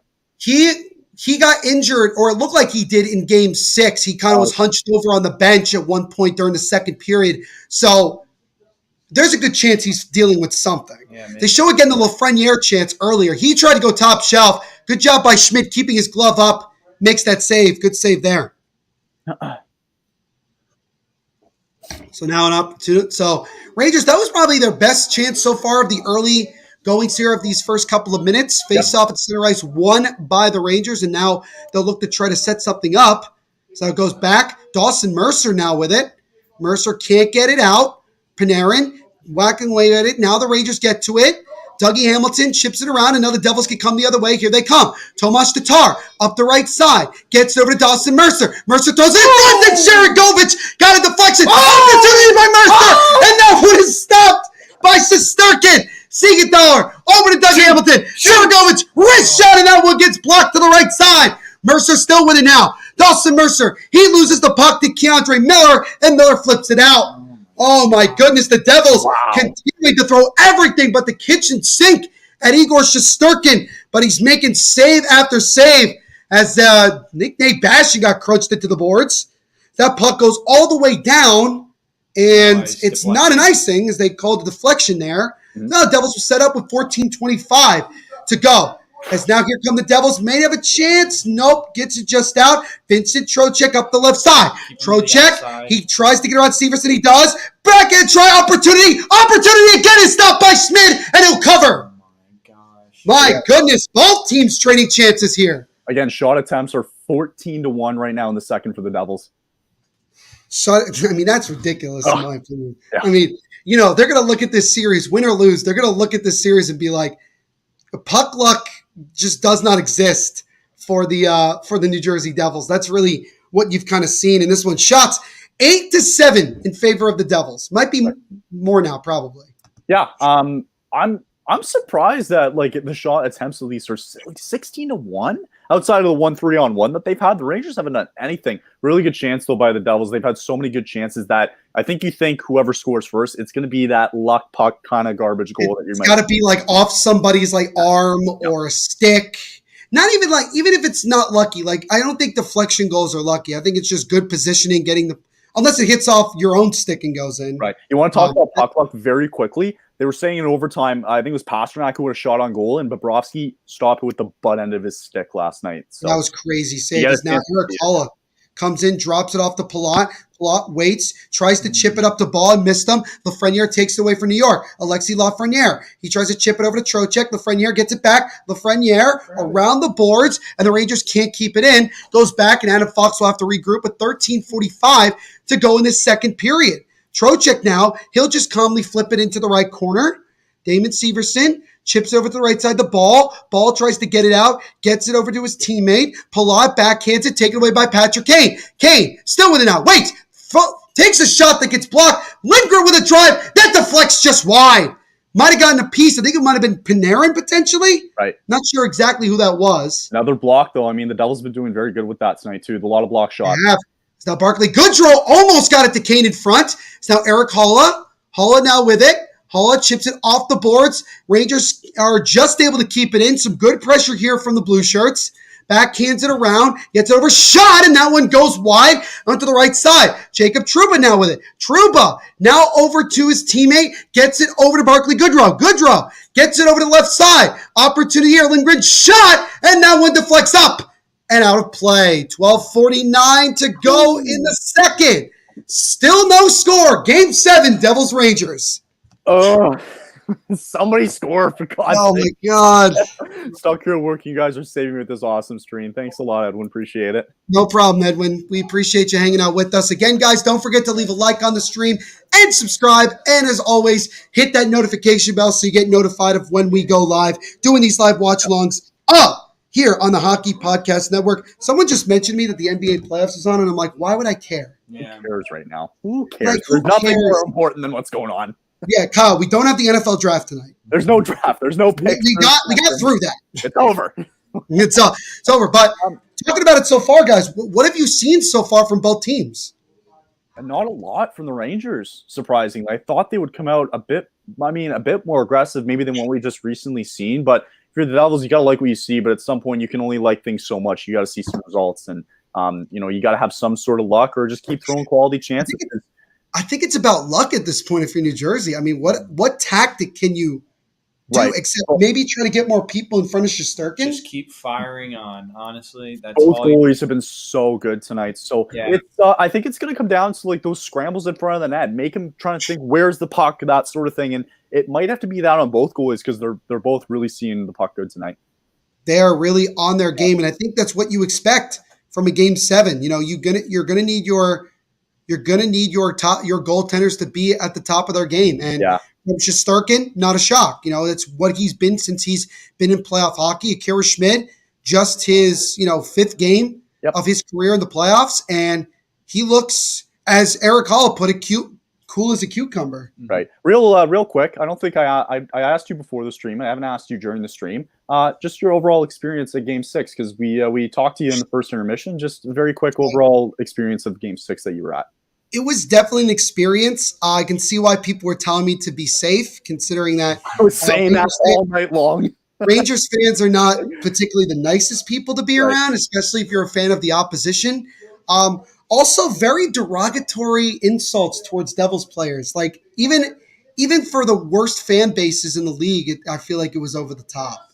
Right. But you know what? Great banter. They got what they wanted. They had a fun night, so to speak. I think it was really funny when the Devils took the 1-0 lead and the Rangers were playing like crap. You just heard like a whole chant of "Wake the fuck up" from the Rangers fans. It was very funny. Also, I just kept hearing Rangers fans cussing and moaning about both Zibanejad, Panarin, and Kane. A Devil player goes down. We're going to have a penalty here against the Rangers. Siegenthaler. Now over to Timo Meier. Meier gets it just out of the reach of McLeod, and Tyler Mott's going to touch it, and we're going to have a penalty. It's a high stick, and we got to see, is this 2 or is this 4? McLeod looking down. Doesn't appear to be blood. Did you see blood? I didn't. We're just kind of looking for it. We'll see it again on the replay here. Keandre Miller. Oh, yeah, his stick can't. It was accidental, obviously, but it got him good. As Timo Meier drawing a penalty there. He's beat the hell up this series, man. Also, too, did you realize you were in the same arena as Aaron Rodgers last night? Yeah. I mean, he's a Jets fan, so go. He wasn't wearing a Rangers jersey. No, I know. I just thought there was only one of them that was wearing it. It was what, Alan Lazard? Lazard. And Lazard's like, yeah, I don't watch hockey, but sick. And Barclay Goodrow, wait a minute. Barclay Goodrow is going to the box. It's interesting. It looked like it was Keandre Miller. Wait a minute. They're talking right now. No, I think. Why is it that when the Rangers get it? Wait, what's going on? Why is Goodrow going? So Goodrow's going away from the box. I got to see the replay again. We have to have the game on mute. Okay, now Miller is in the box. I don't know why Goodrow was at the. I think maybe they thought it was Goodrow at first. Okay, here we go. The Devils with their first official-ish power play. It's immediately won by the Rangers, and Lindgren couldn't clear it at first, then Kreider does. Devils 0 for 1 on the power play, but it was only 30. It's 30 seconds. Not much time to do anything. As Jack Hughes gets it over now to Dawson Mercer. Mercer chips over to Hughes behind the net, and Hughes falls down, and Fox able to clear. That is about the 3rd or 4th time that Jack Hughes has fallen tonight. Is he just overskating himself? I feel like that's what I'm seeing from him tonight. Didn't it happen in New Jersey, or was it in New York where they were falling a bunch? It was also New York. I don't know. Okay. It got to be more of a Devils thing than it is the Rangers themselves. And the Devils keep it in. They cannot offsides. I was going to say that puck almost went over the glass. It was so close. Yeah, that was very close to being another penalty. But minute 20 to go here on the Devils power play. Again, Agreed. Rangers definitely look out of place. At the Garden. Rogers did. Rogers did, yeah. I think he had a very awkward thumbs up. It was you think he's ever been to a hockey game before? I don't know. Well, in Green, there's nothing unless you're going to watch the Milwaukee Admirals. Yeah, I think he was on ayahuasca that night. But anyways, Jesper Bratt looks like he may have gotten hit up high. They're not going to call anything. I don't know what happened there, but Devils' second power play unit is on. Ranger player goes down, and that's going to be a penalty. So the Devils are going to take a penalty, so the power play is going to be up the second that Tyler Mott stops skating around by himself with the puck. He goes all the way back. He went all the way back for that one. As that Brett will touch it. And so the Devils will take their 4th penalty of the night. Rangers will go to the power play after 50 seconds of 4-on-4, and the penalties just continuing to be a problem for New Jersey here in this one. That's a smart play by Tyler Mott. Replay is Jesper Bratt, moments before they got hit up high on the faceoff from Jacob Trouba, and they didn't call anything. And then you see the replay, Goodrow, he falls down after Jesper Bratt kind of sticks him between the legs. So both teams skate 4 aside for the next 50 seconds, and then the Rangers would go to their 4th power play of the night. Everybody's fallen tonight a lot too, but just going back on that Tyler Mott, that was very good awareness by Tyler Mott. Just seeing the ref's arms up, perfect. I'm going to go all the way back and try to give us more time on the power play. Yeah, and then he lost the puck anyway. But still, it was a good idea. It was a smart idea. I know, it was kind of funny. He lost it anyway. As now the Rangers win the faceoff here, try to set something up. Now gets it over to his teammate. I think that was Trocheck. Now to Patrick Kane, trying to get around Jack Hughes. He gets around Siegenthaler, gets around now Dougie Hamilton. Kane still with it. Drops it over now to Braden Schneider. Over now to Trocheck. Now to Kane. Kane circles it over now to Lindgren. Lindgren throws it to the front, and that one gets blocked by Siegenthaler, and then Schmidt just dives on it. I think he got lost with Siegenthaler's equipment. I think that's what happened there. Because he blocked it, and then he kind of just like fell down. Tried to get Schmid to cover it. I think again. Well, he tried to. But even No, that, like, legs. real quick, look at the Rangers. So you're skating around in circles, passing to one another? That's what Patrick Kane has done his whole career. Just circle around until he gets an opportunity. Okay. Patrick Kane. I don't know why people are not criticizing him more. He's been fairly quiet for the most part in this. Very quiet. Outside of game 2? Yeah. Game 2, and we talked about it, Kyle. When we watched the beginning of the game, we were like, wow, Patrick Kane's got his legs tonight, playing well, and he obviously scored. But like game 3, 4, 5, and 6, although he's done a couple of assists, I think. I would imagine he has. But other than that, I mean, just like second brought in to help score, too, with Tarasenko and Panarin, who's been more quiet than anybody. Yeah, I'm surprised also that Bratt didn't get his. Now Palat almost had an opportunity. Now the Rangers will go to a power play here as Palat has the opportunity shorthanded. Palat flips it over, back in and they score! Michael McLeod! He backhands it home shorthanded, and the Devils strike first. It's 1-0. That's big. Oh, he gave it right away. Wow! So Andre Palat, just as the Rangers power play began, great opportunity on the forecheck and gets it. And Michael McLeod, the man they call, or at least I call him M&M, with a slow backhand he took all day with that one. You'll see it again on the replay. Nice flip from Palat, and then what a beautiful play. And so, That's all Kyle, an unlikely person gets the first goal of the game. Michael McLeod, the fourth liner. All him. Nice play through the legs. Nice little. Palat, yeah. That was a beautiful saucer pass by who? Andre Palat. Andre Palat. Michael McLeod, first career playoff goal. So now the Rangers will set up. Beautiful. Now see how the Rangers you got to kill it, man. Got to kill it. Got to kill it. Panarin. Now to Fox. Artemi Panarin. He walks up. Wait. Wrist shot. That one gets stopped by Schmid. Scramble in front for a moment. Nico Hischier gets it and he clears. Nico. Now, NHL history. The team that scores first, 145 and 47 overall. Now a 2-on-1 chance, shorthanded. Mercer waits, tries to get it, and that one just missed. I think Shesterkin might have gotten a piece of that. Deflected. Mercer tried to pass it to Nico, but it was broken up. It actually got on net anyway. Yes, Mercer. So first goal of the playoff from Michael McLeod, shorthanded, and Andre Palat, playoff Palat, with a beautiful, individual effort to get the assist and to give the Devils the 1-0 lead. And the Rangers power play is over.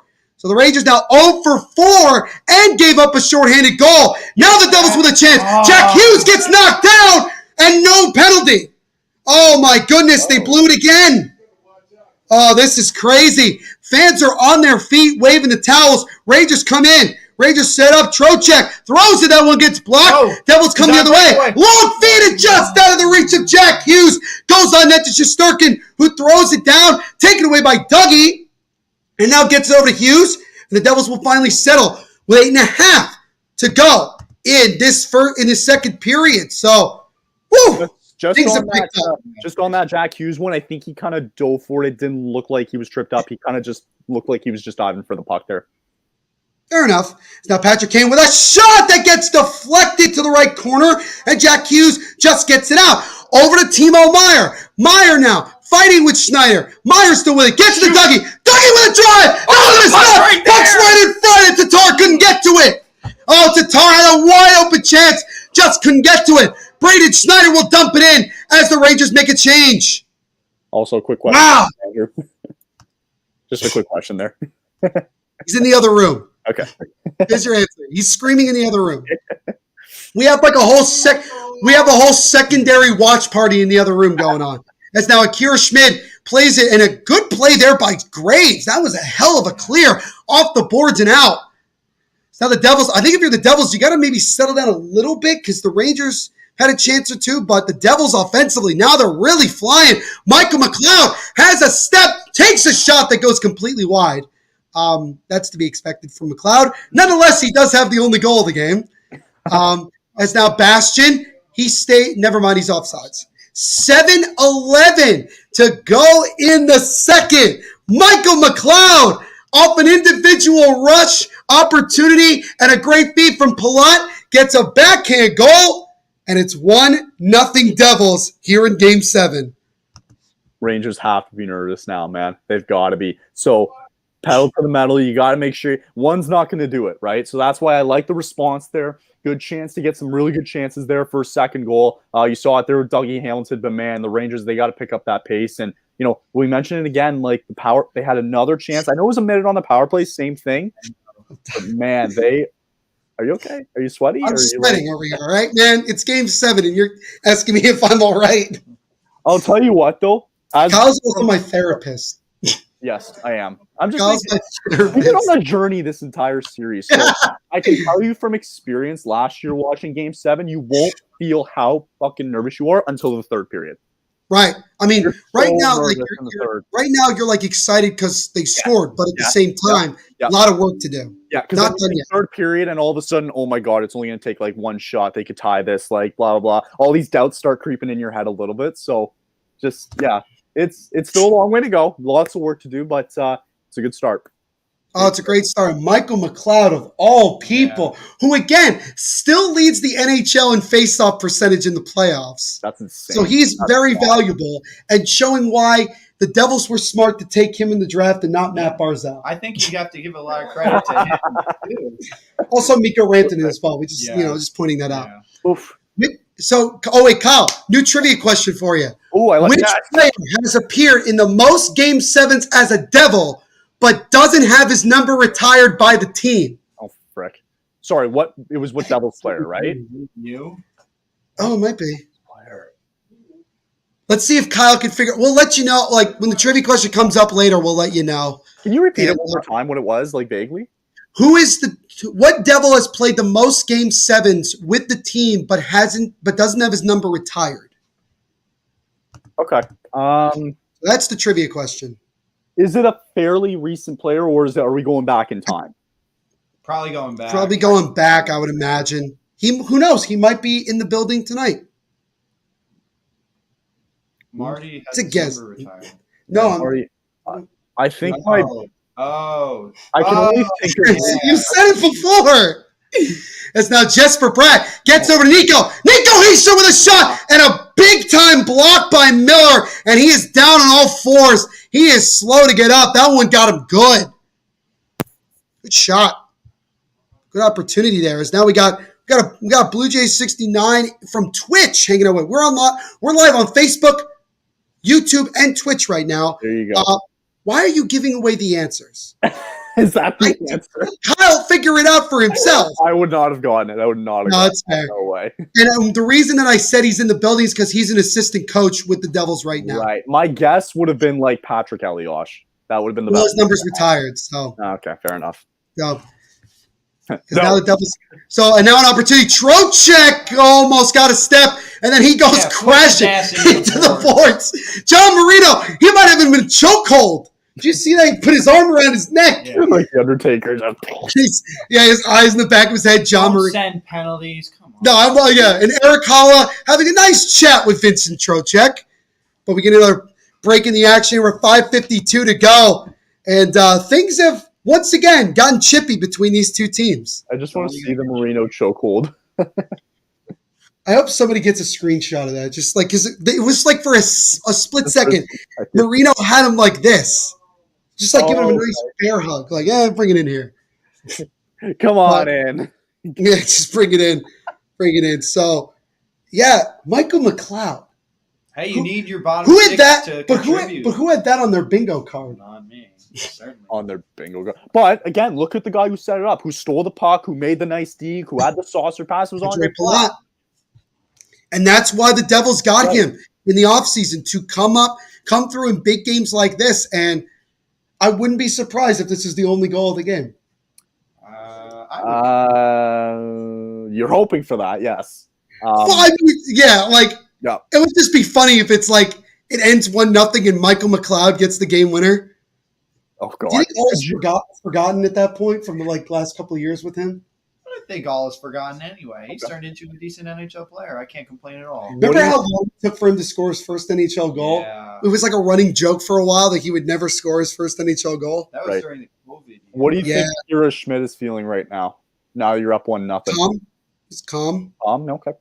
Because he probably looks at it like, yeah, it's great. We got the lead. Awesome. But got a lot of game left to play. And the Rangers are going to get more opportunities. This is not over. Yep, for sure. It's completely not over yet. And I think we're going to get our wish. It's going to be a good third period. It's like the first time we're going to a third period where it's finally closed outside of, what was it, game 3 that went to overtime. And game 4 kind of got a little bit away. We're starting to see we're getting our wish a little bit. At least I'm getting my wish here. Right. Andre Palat, by the way, 146th career playoff game. He has 50 goals, and his assist tonight gives him 48. He is 2 points away from 100 career points in the Stanley Cup playoffs. That's crazy.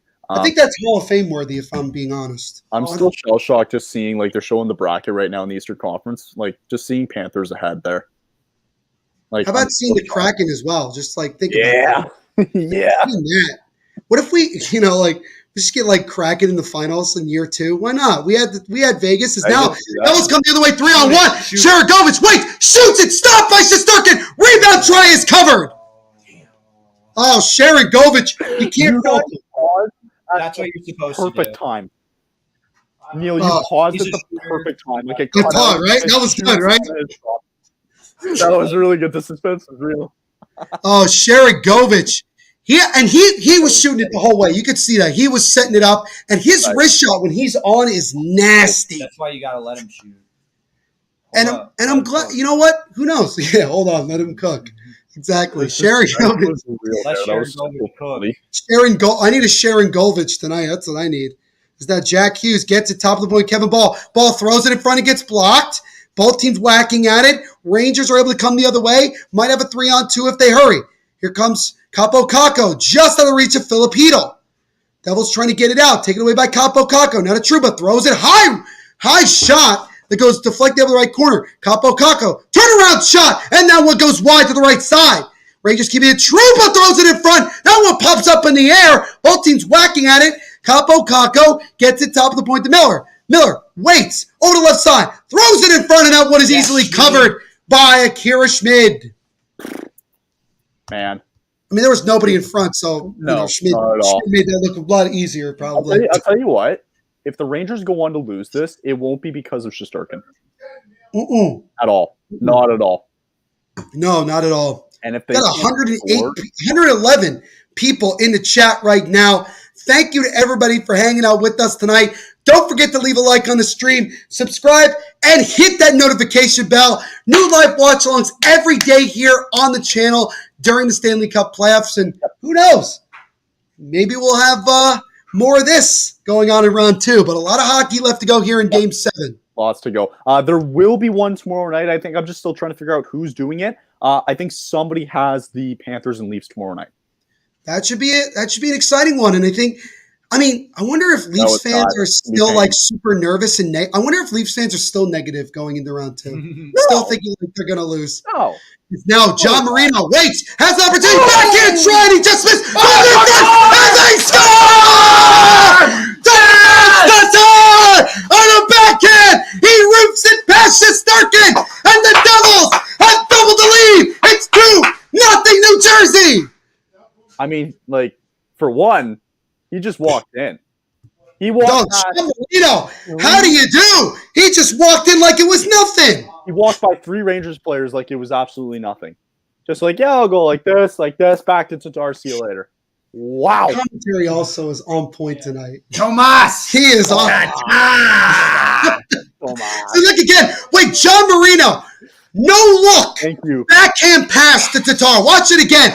As John Marino almost scored a highlight reel goal, and Tatar picked it up.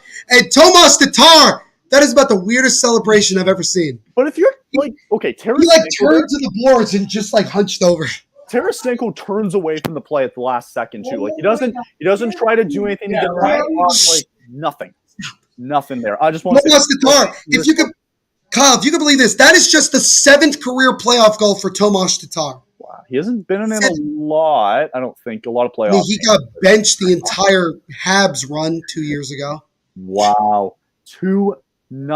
Just quickly want to say thanks to Risto Turbide. Thanks for coming on. And also Sargent is now the Devils again. Meyer throws it in front and gets blocked. Opportunity, Sharagovich with a shot that also gets blocked. Rangers trying to get it out. Panarin slowly walks his way up. backhands it over to Trocheck. Trocheck over to Fox. Now to Kane. Kane tries to make a pass that gets deflected. Fox behind the net. Devils trying to get it out. We got Dougie and Fox whacking at it. Holla chips it over to Siegenthaler. Skate. And now the Devils come the other way with maybe numbers. Siegenthaler waits, gives it. Shot there by Holla, stopped by Shesterkin. Rebound tries cleared away. Now a chance for Patrick Kane. Shot, and that one goes wide. Eric Holla chips it out, or he's trying to. He's fighting with Jacob Trouba. Jack Hughes over to Palat, and they get it out. I haven't heard from Jacob in a little while. I haven't heard from Goza. I don't know if he's in bed. I know it's kind of late. I haven't heard from a lot of these Rangers fans in these comment sections so far. We do have Andrew. Andrew is pumped up. We got Andrew. Okay, there we go. We got Andrew is in the chat. Okay. John is here. All right. We're all here right now. 2:45 to go in the second period. Michael McLeod and Tomas Tatar with the 2 goals for New Jersey off of individual plays from Palat and Marino, respectively. Right now, I think Marino's my first star, the way he's played tonight. 100%. His name's popped up so many times. Oh, yeah. As now Jack Hughes just can't keep it in. It's Jack Hughes. I feel like Jack Hughes is just waiting to explode in this game. He's waiting for, a golden opportunity. As now Bastian whacking along a fourth line, again making noise. McLeod throws it just wide of the net, and it goes all the way out. That's okay. Siegenthaler will go back and get it here. As we got about 2 minutes to go in this second period. Siegs, long feed, hits off the stick of Wood. No icing here. Fox will wrap it around the boards, take it away, almost take it away actually by Bratt. As now the Rangers come the other way. Here they come. Philip Hedl takes a shot. He whips on it. Good play there by Tatar. Nico Hischier just out of the reach of Dougie Hamilton. Siegenthaler gets it. Gives over to Dougie. Dougie backhands it over to Nico Hischier. Hischier with space. Long feed to Bratt. Bratt comes up the left side. He somewhat avoids a hit. Tatar now with it. Tatar still with the puck in the left corner. Tatar waits. Backhands it over to Bratt. Bratt throws it in front and just out of the reach of Mercer. Now Graves gets over to Tatar. Devils got to be careful. Almost too many men. Bratt throws it in front. It gets blocked. Minute 15 to go in the period. Rangers flip it out. Graves. Now he flips it right back into the Rangers zone here. So the Rangers will slow it up. Adam Fox now behind his net. 1 minute to go in this second period. And I think if you're the Rangers, you may have to try to find to get a late goal here right now. As now here comes Chris Kreider up the left side. Kreider shot. And that one is deflected up and out of play off a save from Schmid. 52 seconds to go in the second, 2-0 Devils. They were just showing a stat that they've shown twice this period. Inner slot shots are 11-1 for the Devils right now. Yeah, and that was something the Athletic actually pointed out earlier today, that the Devils, where they have found a lot of success, right in that slot area. And it does look about 50-50 too, just looking at the stands they're showing it. It is a good mix of blue and red. It is, it's what you expect from the Hudson River rivalry, I think. Right. I don't know if that was a stupid comment or not, but... By the way, I think you got the official thing. That one is deflected just wide of Schmidt. Great chance there for the Rangers. Zibanejad keeping it in. Wraps it around behind the net to Kreider. 33 seconds to go in the period. Kreider still with it now. He's being hounded by 2 Devils. Still somehow with it. Gets it out in front. Now to Trouba. Driving that one gets blocked by Palat. Now an opportunity off the stick of Zibanejad. And goes back into the Rangers zone with 18 seconds to go in the period. It's now Trouba. Backhands it in.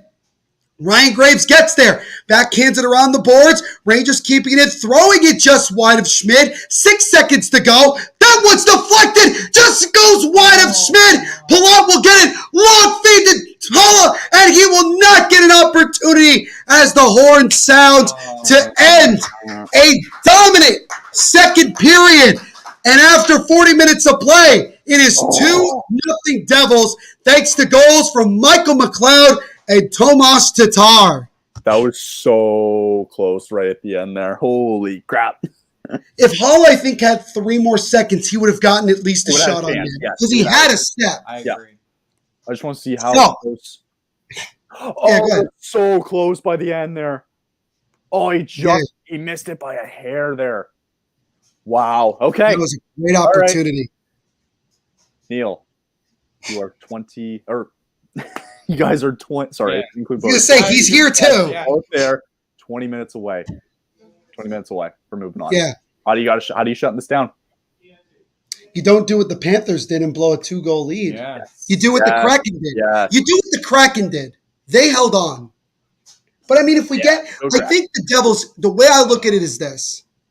If you can get an early goal in the third to make it 3-0, I think that puts it out of reach. Yeah. I think That's that the will goal. I think that will basically make the Rangers look like, all right, we probably are although we have seen 3-goal leads blown in this playoffs this year. So no lead is safe. But you gotta shut it down. And look, Schmidt is on his game. You just have to keep pushing. You pushed and pushed and pushed, and finally, you got goals. Yep. Finally did. By the way, look who has just entered the chat. Hey. The man himself, Dylan. What's going on, boss man? Good to see you as always. Tomas Tatar with one of the 2 goals. His 7th career playoff goal. 7th. That's crazy. That is crazy. Dylan, you missed your eardrums being blown out twice as the Devils are up 2-0. Well, Kyle, that's, you have earbuds. No, it's totally my fault because I keep forgetting. Like, I have to have my volume up, and then they score, and I'm like, Well, you know what, Kyle? If you want to get some high-quality earbuds at half the price, you go to buyraycon.com/THPN to get 15% off your order. Great noise-canceling earbuds, and they fit really well in your ears, and they don't come out, and they're really good. And again, half the price of the other major brands. okay. I knew what I was doing there.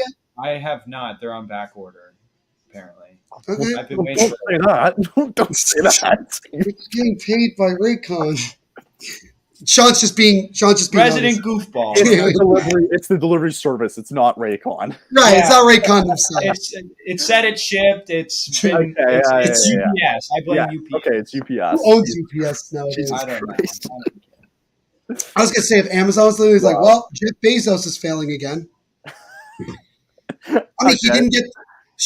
By the way, shout out to the Devils owner Josh Harris, who now owns a football team. He owns the Washington Commanders. Yeah, nice. Bro, if they're gonna be good now because of look at the Devils, the Sixers sort of. The Sixers are The Sixers are probably getting knocked out in this round. yeah. But we're not here to talk about basketball because that's a waste of time. But before we get to the second intermission, we're actually going to take a moment and step aside to get another word from our sponsors.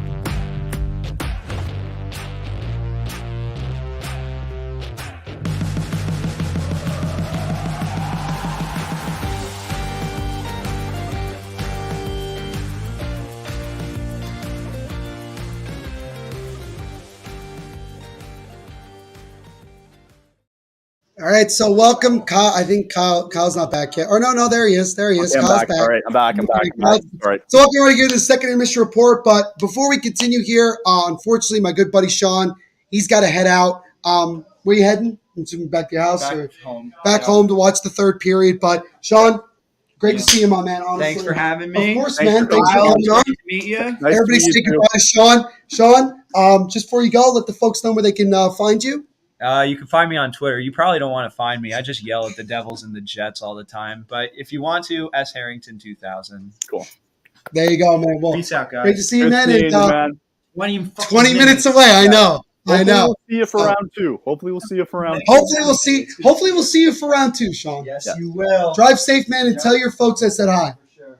So, welcome everybody here to our second intermission report of our game, Devils Rangers, game number 7. And after 40 minutes of play, thanks to goals from Michael McLeod and Tomas Tatar, it is 2-0 Devils after 40 minutes of play. Kyle, your thoughts? Great period. That was their best period of the series so far, by far. They were just so aggressive. The forechecking was there. The shots were there too. And I think you mentioned it too. Like the block shots have been playing a factor. And Akira Schmidt's been on his game tonight. Just everything seems to be going their way tonight. And maybe it's not the puck luck, but everything's just been going uphill for the Devils tonight. And it's about, you said it too. I know we mentioned it right before break, but it's getting that extra goal. You need insurance because the Rangers are going to be fighting for their life here with 20 minutes to go. They're going to throw everything they can at you, and it's going to be a wild third period. I don't think it's going to be quiet, but that's why it's so important for New Jersey to get that extra goal.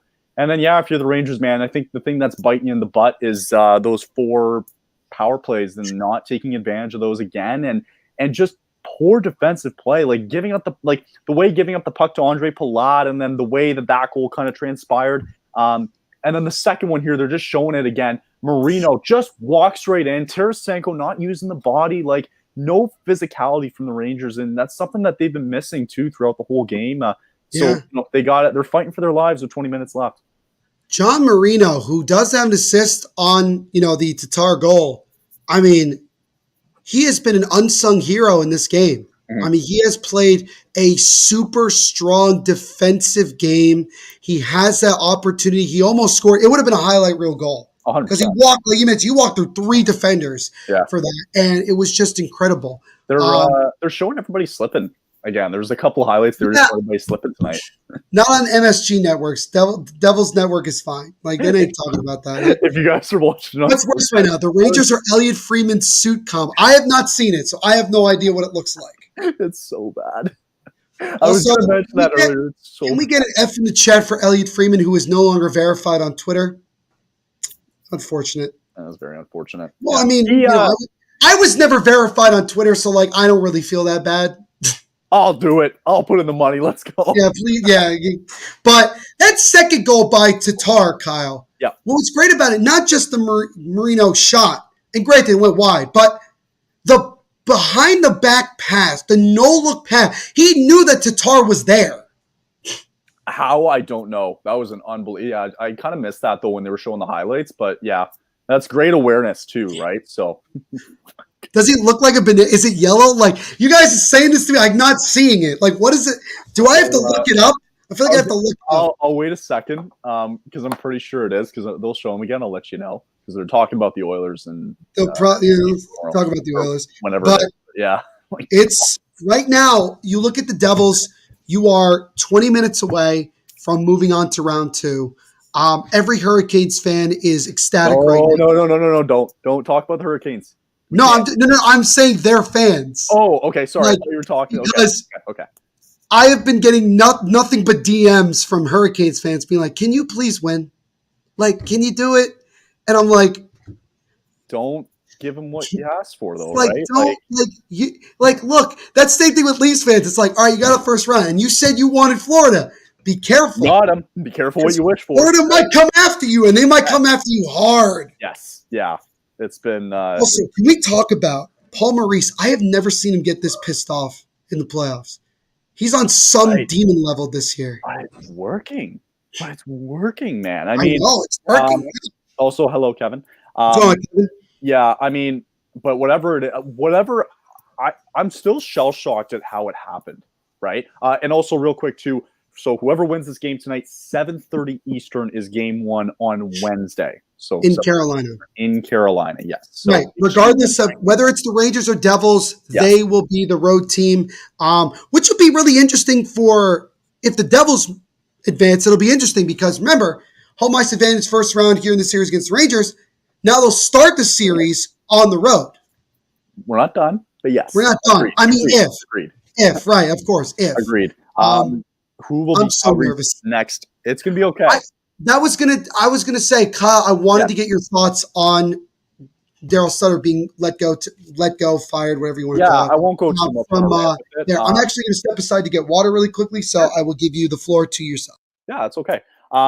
Just kind of, I think I wasn't surprised when Brad Treliving got fired. It was only a matter of time before Daryl Sutter was going to go too. So, I think they had to. I think that you're starting to hear, especially in the media, that a lot of the players were just ready to walk. They say it was that bad the whole season where they were just ready to go. And they were telling our interim GM, Doug Maloney, I think his name was, that he was just, a lot of the guys who had 1 year left on their deals, they just said, you know what, just trade me and get me out of here if Sutter's going to be back next year, because it just wasn't working, right? So, clearly he had a system that worked well last year when they won the Pacific and blah, blah, blah, playoffs and such. And it worked under that system. It's not going to work under with all these new additions coming in where it was Huberdeau, Weegar, everybody else coming in. So, you need a coach now going forward. I don't know who it's going to be. Bruce Boudreau was talked about a little bit. He's not necessarily maybe the perfect candidate, but at least he's going to light up the dressing room a little bit. And that's something I think that they were missing. And again, probably the most important thing that I saw today was that a lot of the players started to come out and say, we were practicing the power play a lot this season. And I'm like, what? What do you mean you weren't practicing the power play? So, do you have a comment? Would you like to make a comment? Yes. Go ahead. You can go on camera.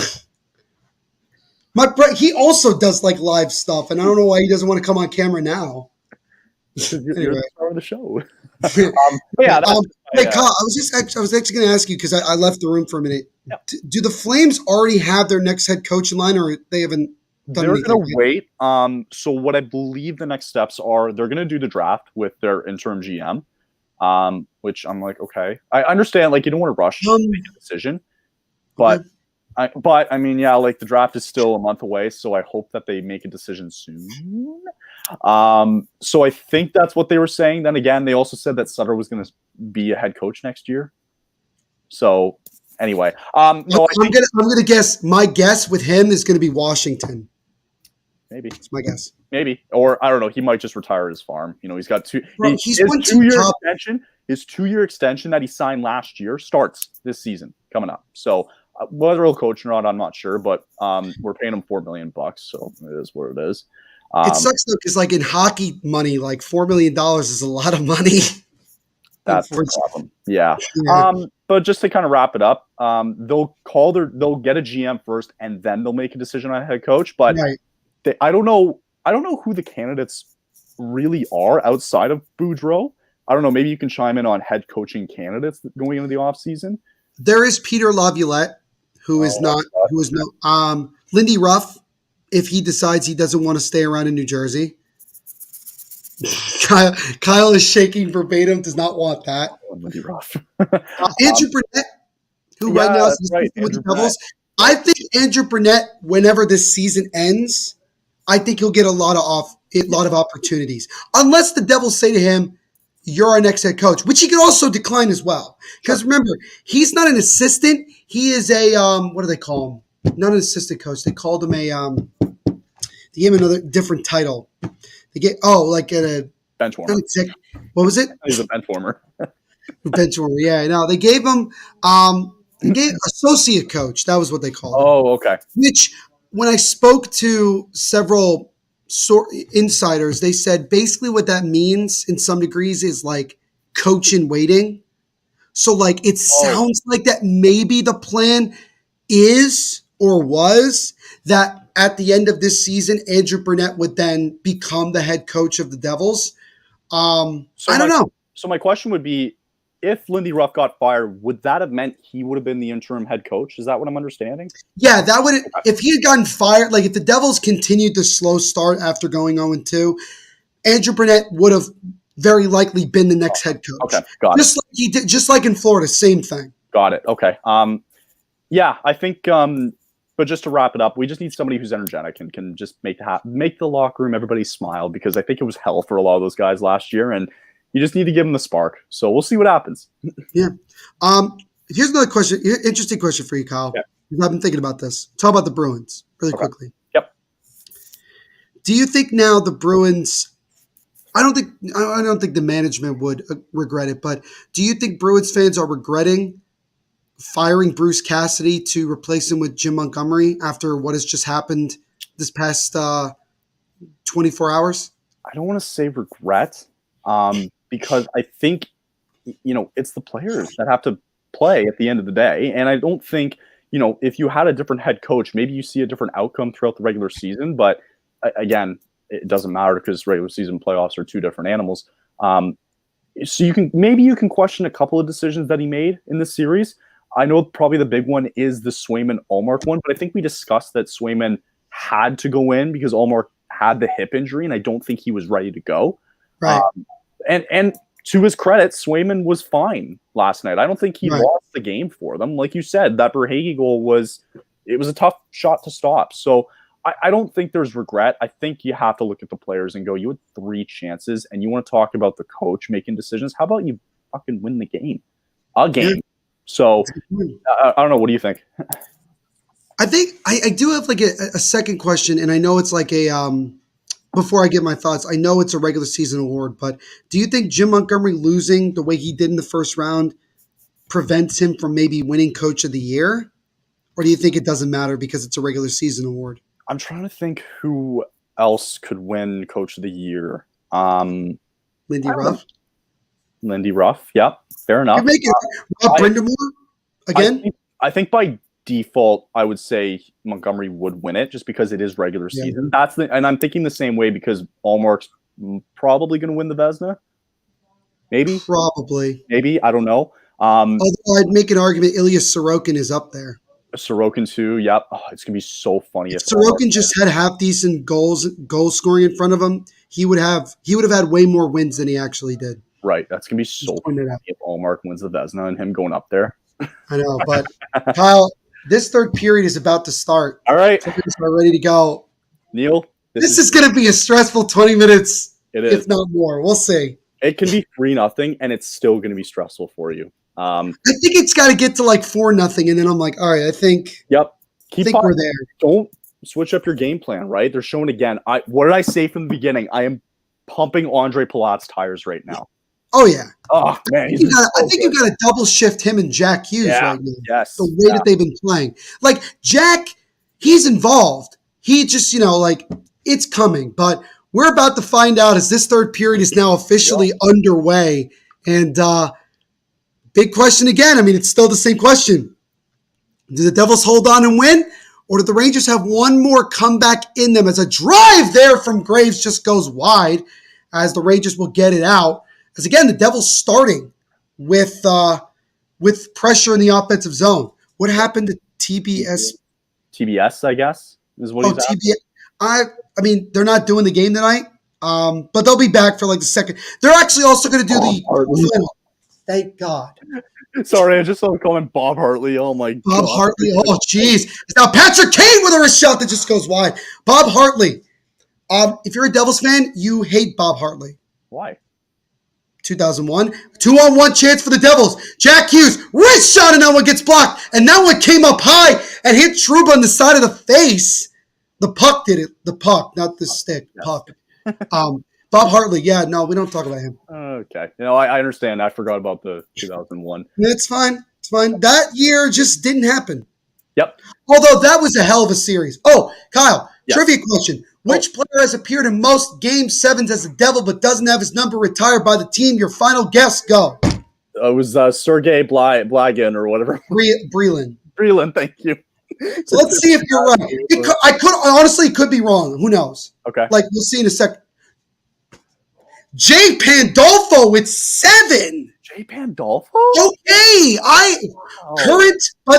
Current Boston University head coach. He just became the head coach of Boston University. Oh, I forgot about him.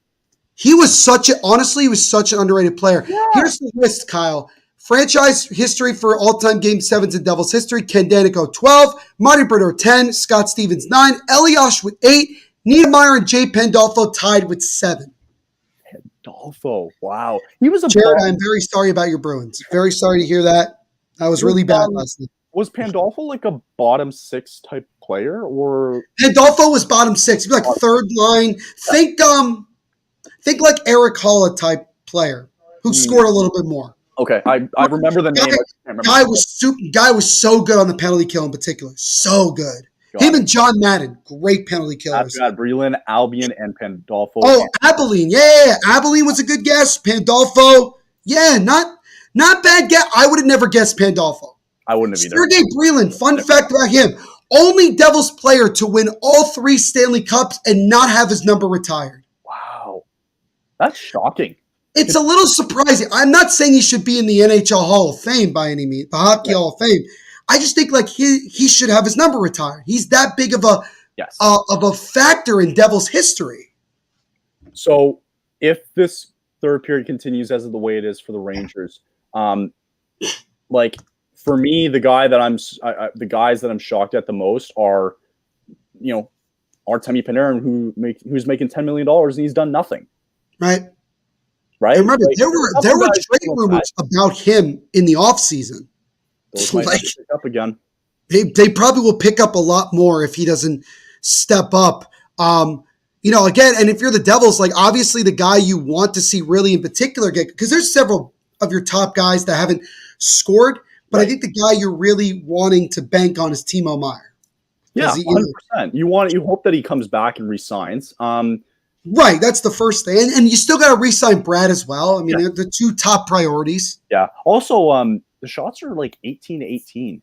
That's so small. What are when we get a stop in the play, I want to see what the block shots are because I think that's really the tell. Yeah, we'll look on sign or shot attempts. Yeah, I think you have control. 19-8. Am I reading there or no? 19. Yeah, block shots 19-8 in favor of the Rangers. So from the Devils, like they could have a ton more, nearly 30 plus shots on goal. For the Rangers, even with the block shots, it's still not a lot from them. That's also not great that they blocked 19 shots, I find too, especially if you're down 2-0. Like the shot attempts, I think is another big number to look at. Goalies, power play goals this series in wins, they're 500, in losses, they're .67. I think is that goals against average on the power play, I think. Yeah. Talking about. Rizbo says, why don't you want to talk about Bob Hartley?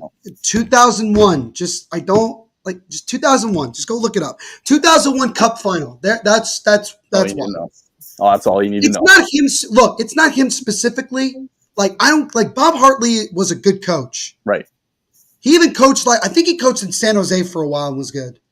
And then he coached the Flames. I think he was pretty good with the Flames, right? He did. We were in 2015. It was like they called it the Toilet Bowl series because both teams were just awful. Like it was the Boston Flames, and then Calgary won the Toilet Bowl series, and then we lost in 5 to the Ducks. So it doesn't say a lot. So, but no, other than that, it's just like the memories of 2001. And granted, I was only 4, but still, it's like right. Especially because Marty, for Marty Brodeur, that's like the one thing that people will say what makes Patrick Waugh better than Marty because he has one more cup than Marty does, and obviously at that point as we get an icing here against the Devils with 16:06 to go in this third period. I mean it's still like this. Here we go, Kyle. Here's just that last Stanley Cup for all the remaining teams: Hurricanes 06. Devils 03, Stars 99, Rangers 94, Oilers 90, Maple Leafs 67, and then here's the best one. Seattle, Vegas, Florida, never. Okay, I understand Vegas and the Kraken because Florida as well. I mean, for the most part. Florida's shut off the face-off is stopped by Schmidt. Sorry. Florida's been there though. They've been to the final. Yeah. Here's another fun fact for you, Kyle. The captain of the 96 Florida Panther team that went to the finals, Tom Fitzgerald, the current general manager of the New Jersey Devils. Nice. He had a good career. Not a lot of people know that. Tom Fitzgerald. Look at that. We have so many fun stats tonight. Look at This that. is here's the thing, guys. Not only do you get great commentary, but you get like hockey history like 101. It's great. Yep. That's chipped out of the zone. I got to tell you, Kyle, looking through these first 4.5 minutes, it kind of feels like the Devils are playing back, I think, a little bit. I don't love that. I hate it. I hate what they're doing right now. Yeah, it feels like they're being very cautious, it seems like. And the Rangers, I mean, right now it's a shot there from Trouba, gets blocked to the left corner. As now, again, the Rangers, you got to look at it like they got to play desperate like they played in Game 6. As now Shesterkin comes out of his net, and holy moly, Nico goes flying into Shesterkin. He's out of the zone, and Timo Meier throws it into the empty net. But is it? I'm lost. Something is. Hold on, I'll see it here. 1 second. Nico is in the right corner down. Oh, goaltender interference probably. Nico is still down. down. He looks okay. Shesterkin just looks pissed. Oh, and he shot the puck at Meier. He did, yeah. Yeah, no, dude. What is that? Shesterkin, Timo Meier is in Shesterkin's head right now. And that's the wait, hold on. Keandre Miller is going to the box. Hold on.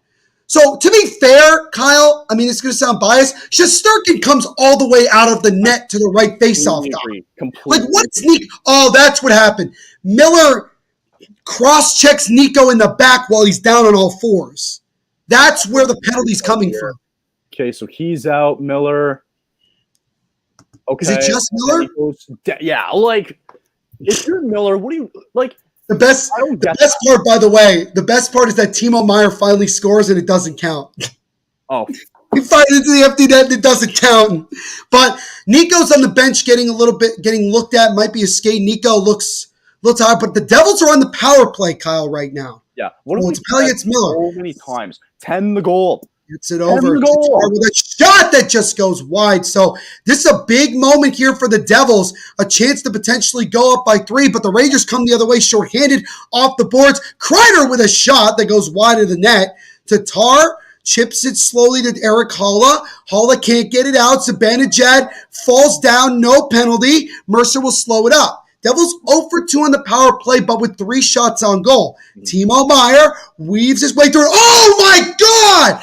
Jacob Trouba annihilates Timo, and he's down, and he is not getting up. Oh, no. Oh my God! And then Shesterkin, he comes out like and Timo. Oh my God! Defend your player, man. How is that not an elbow? How are they not defending their player there? Nobody's going after Trouba. The Devils never do that. Sorry, they just don't. But Timo Meier, you know what that reminds me of, Kyle? I don't know if you would agree. Scott Stevens hitting Paul Kariya, Game 6, 0-3 final. He just knocked him. Yeah, that's a good... And Jacob Trouba, look at Trouba is yelling at his team after that hit. And Timo Meier skated to the bench. We'll see it again. Oh, my God! That's bullshit. That's a bullshit. That is a cheap shot from Jacob Trouba. Elbow to the face. That's going to get called all day long because it's like you can tell too that like. Well, I don't know if they called anything. That's the problem. I don't think they called anything. Well, he's coming around and like for me that's charging because he knows he's doing that all day long. It's shoulder to head. I'm like stunned right now. Like, I'm concerned about Timo. God bless Timo. God bless Timo Meier. He doesn't even have he's not even close to the puck. Puck's by the So board. no penalty throughout any of that. Timo breaks his nose. His nose is broken. Yep, he's bleeding from the nose. He broke his nose. No penalty. So the Devils are still on a 5-on-3 for the next minute 20. And if you're the Devils, you have to score now. You have to get to frustrate the Rangers even more. But now the Rangers get it. And Lindgren is just going to dump it in. But I don't know how that isn't called. I'm stunned by that. I don't say this a lot, but this is pretty scummy from what I've seen from the Rangers. That's ridiculous. Well, Jacob Trouba and oh my, Gaudreau knocks down somebody from behind. No penalty again. Boy, the refs really letting him play as Nico Hischier. Wait, gives it the pull-up, but that's sticked away. So Bandicel will get to it, takes the slap shot, still with it, and he'll clear with 43 seconds to go on the power play. Yeah, like instead of being mad at yourselves, go be mad. Like go do something, Dan. Go be mad and put the puck in the net. Like I don't know. I don't know how I'm still like I feel like I've lost my focus because now the Devils have it in the zone. Jack Hughes avoids a hit, still gets it top of the point. Dougie Hamilton, wrist shot. That one is stopped by Shesterkin, but he couldn't control the rebound, but luckily it went wide.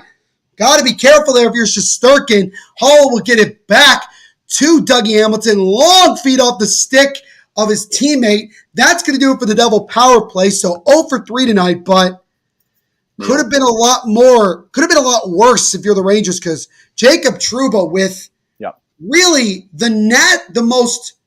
I don't know if that's as bad as the Cale Makar hit, if you remember earlier in Seattle. I don't know if that's same level, but I feel like it's a little borderline. John Marino gets knocked down. No penalty again.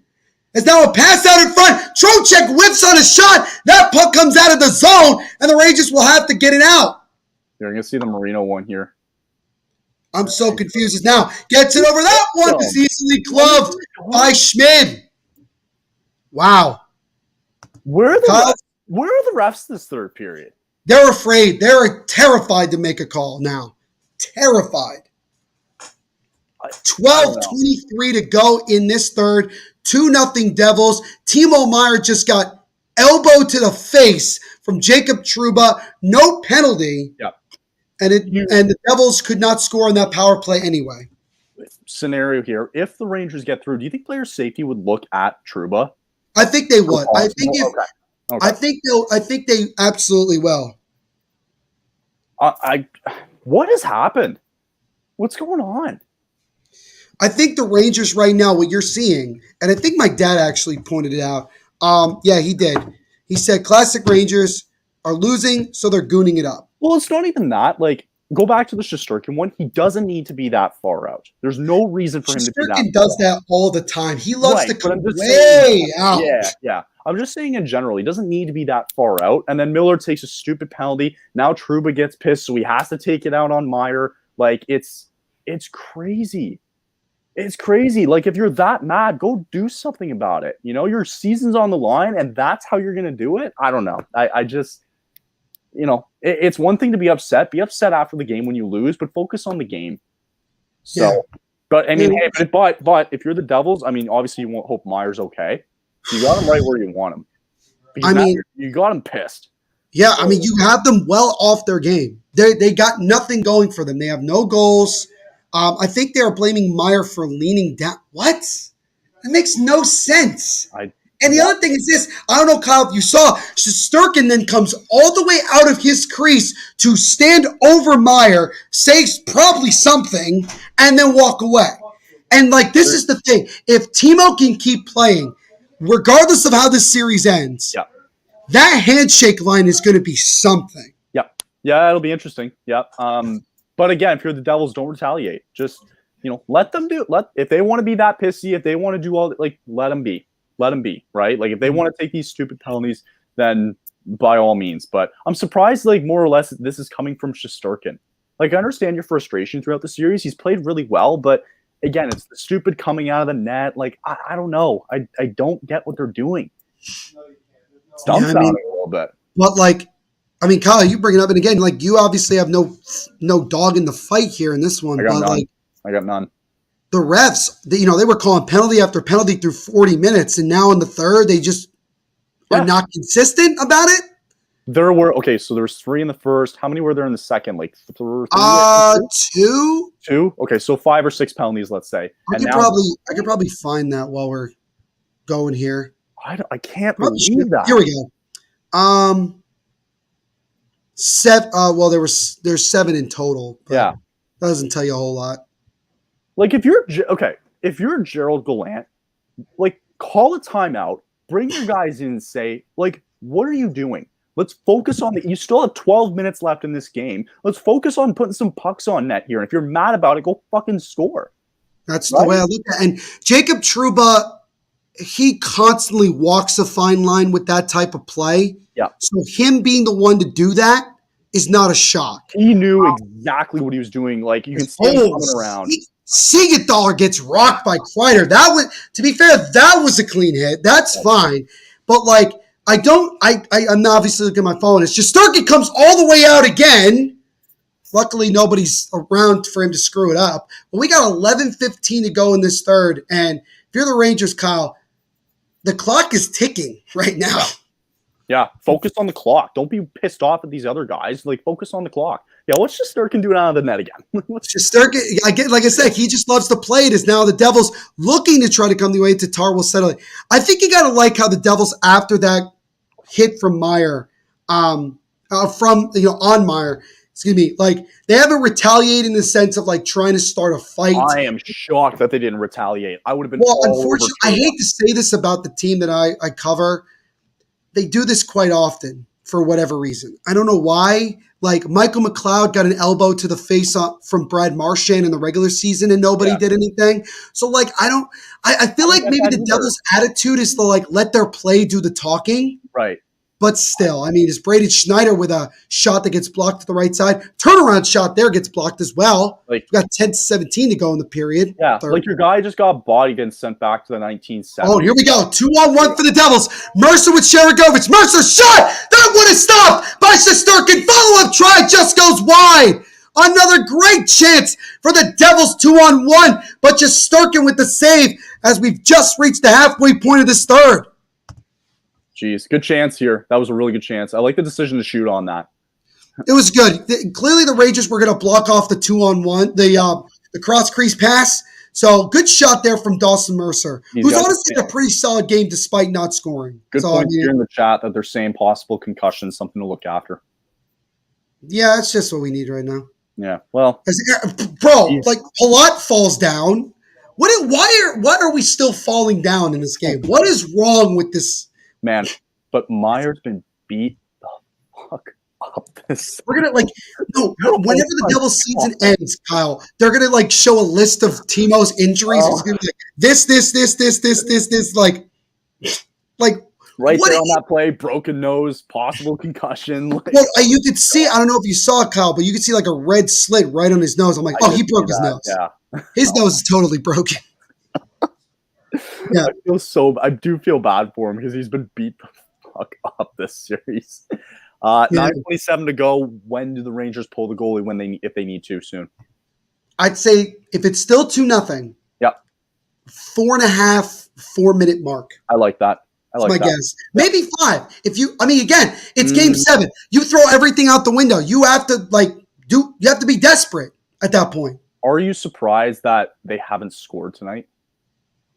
I'm a little bit, as now Miles Wood with a shot that easily gets fought off by Shesterkin. At this point of the game, yes. I'm waiting for an opportunity as Trocheck gets denied off the glove from Akira Schmid, and he'll cover. Speaking of why they haven't scored tonight, it's because Akira Schmid's been on his game tonight. The kid they call Schmido the Torpedo is on his game. 8:46 to go in the third. Still 2-0 Devils. What a save. Great save. Great confidence by the kid. That's the third time tonight, Kyle, that he has come from his left to his right. And as he's going to his right, he still makes that glove save. Yep, with the glove. Yeah, they got to love him. Matthew Junio saying, Schmid says no. Holy Schmid. That's the other one. I think we were saying in like Devil's World, like we got to start a chant at the Prudential Center, just like holy Schmid, holy Schmid, like just start that. Yeah. Great chance though by Trocheck. Like that wasn't on him. It was a good shot. But Schmidt's been on his game tonight. You got to give him full marks. It's not over, but full marks so far. It's crazy because like it's still 2-0. We're late in this game, but I'm still thinking about that Trouba hit. Like it's still on my mind. To me, the Rangers it just shows to me like those series events that happen, like that's what they've shown me that, okay, you guys clearly care about other things right now than trying to tie this game up. Like I understand they're pissed in that and they're pissed at what's happened, but you can see that some of the guys have their mind on other things. So, and I think at this point in the game, you could just see them. It just kind of seems like the majority of their team is just deflated right now. There's no energy on the bench. And you saw it after the hit. Trouba is just yelling at his own team saying, wake the hell up. Let's go. Right. Do something, right? Do something. And right now, the Rangers have had a couple of chances.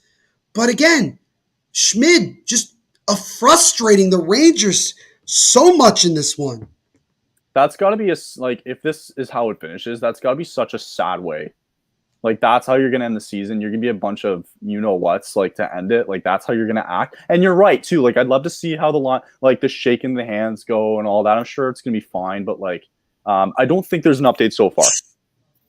See, this is the other one I like. Instead of saying the word tequila, you say Akira. That's a good one.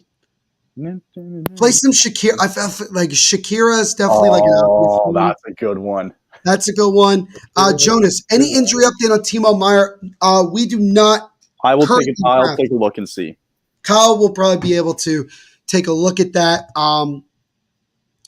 Andrew H says apparently Timo is fine. But Andrew, what does that mean? Is he on the bench? Like, you got to give us more than he's just fine. Like, is he playing? Like, where is he at? As the Devils dump it into the offensive zone with 8:27 to go in this one. Now Zibanejad. Flip it off the boards, gets it to Tarasenko. Tarasenko comes in, tries to drop it over to Fox, just out of his reach. Good play there. That feed out in front. Looks like I think he's on the bench. He might not be playing, but I believe he's on the bench. And here comes Jesper Bratt, one-on-one with Zibanejad. Bratt drops to Nico, back to Bratt, and he just missed him. Oh, he had a great chance. Gives it to Palat. Palat, slap shot, and that one gets blocked by Keandre Miller. Rebound try by Dougie, goes wide of the net. With 7:55 to go in this one. Yeah. Devils, Jack Hughes almost intercepted that one from Fox, but Fox is able to dump it out of the zone. There's so many 2-on-1s tonight for the Devils too. Another thing, unbelievable. Yeah, it's been quite remarkable. 7:38 to go. The clock is ticking as here come the Rangers the other way. Kako gets it to Hedl. Hedl just couldn't get to it in time. Lafreniere throws it back the other way. Now Hedl being fought off. Kako waits, loses the puck. Team's kind of scrambling for it. Kako backhands and feeds it in front from Lafreniere. That one just missed. Lindgren now over to Trouba. Just out of the reach of Kako. Devils right now being hemmed in a little bit. Hedl with a shot. That one is smothered and covered by Akira Schmid with 7:09 to go in this one. He's been so good tonight. You got to give him full marks, man. He's been so good. I mean, he is turning into one of those early playoff, feel-good stories, I guess you would say, right? Yeah. But I think that says a lot too, just about new goaltenders, and you're starting to see that, as the years have passed, it's not always your starting goalie that has to carry you. If he is struggling, like Vanacek was, bring in somebody else, see if there's a different spark, and the results can sometimes turn out like this. So. Right. Yeah, exactly. And I think right now, my question is this. I know what the Rangers are obviously thinking, in their, right now in their situation. But you got to wonder where the Devils' heads are right now. I'm sure they're probably just trying to take it one shift at a time and not try to think about too much. Don't look at the clock. There's no point in looking at the clock, right? You just got to make sure keep doing whatever's been working, right? And don't worry about the clock. They're going to pull the goalie eventually, so just stay composed. No question. As we got 6:50 to go in this third, Devils get it out. What? No, I was just going to say it's easier said than done. It is easier said than done. Who do we think has the highest potential of winning the Stanley Cup? I still believe. I think personally, people might not agree. I think Carolina's got a really good shot still. I would say Carolina's a good shot. I would say Carolina. I would say Toronto has the easiest path. Sort of. Maybe. I don't know. That's questionable. Dallas, I don't think has been talked about enough. I think Dallas could shock some people. I really do. Look, Pete DeBoer has this thing about him that the first year he's the coach of a team, he takes him to the finals. Yeah. He did that with the Devils. He did that with the San Jose Sharks. Right. He almost did that with Vegas. So, just saying. Sure. But you know what? With 8 teams left, I think you can make a case that anybody could win it, literally. Well, we talked about it. With the Bruins and the Avs getting knocked out in the first round, all of a sudden, things have just – it's it's anybody's guess, really. Right, and there you go. Yeah, like cakewalk for Toronto. That's the way I see it. But you're right. Like if that can happen to Boston, it can happen to anybody. So it can happen to literally anybody. Exactly. Too many times. So it's anybody's game, anybody's cup to win.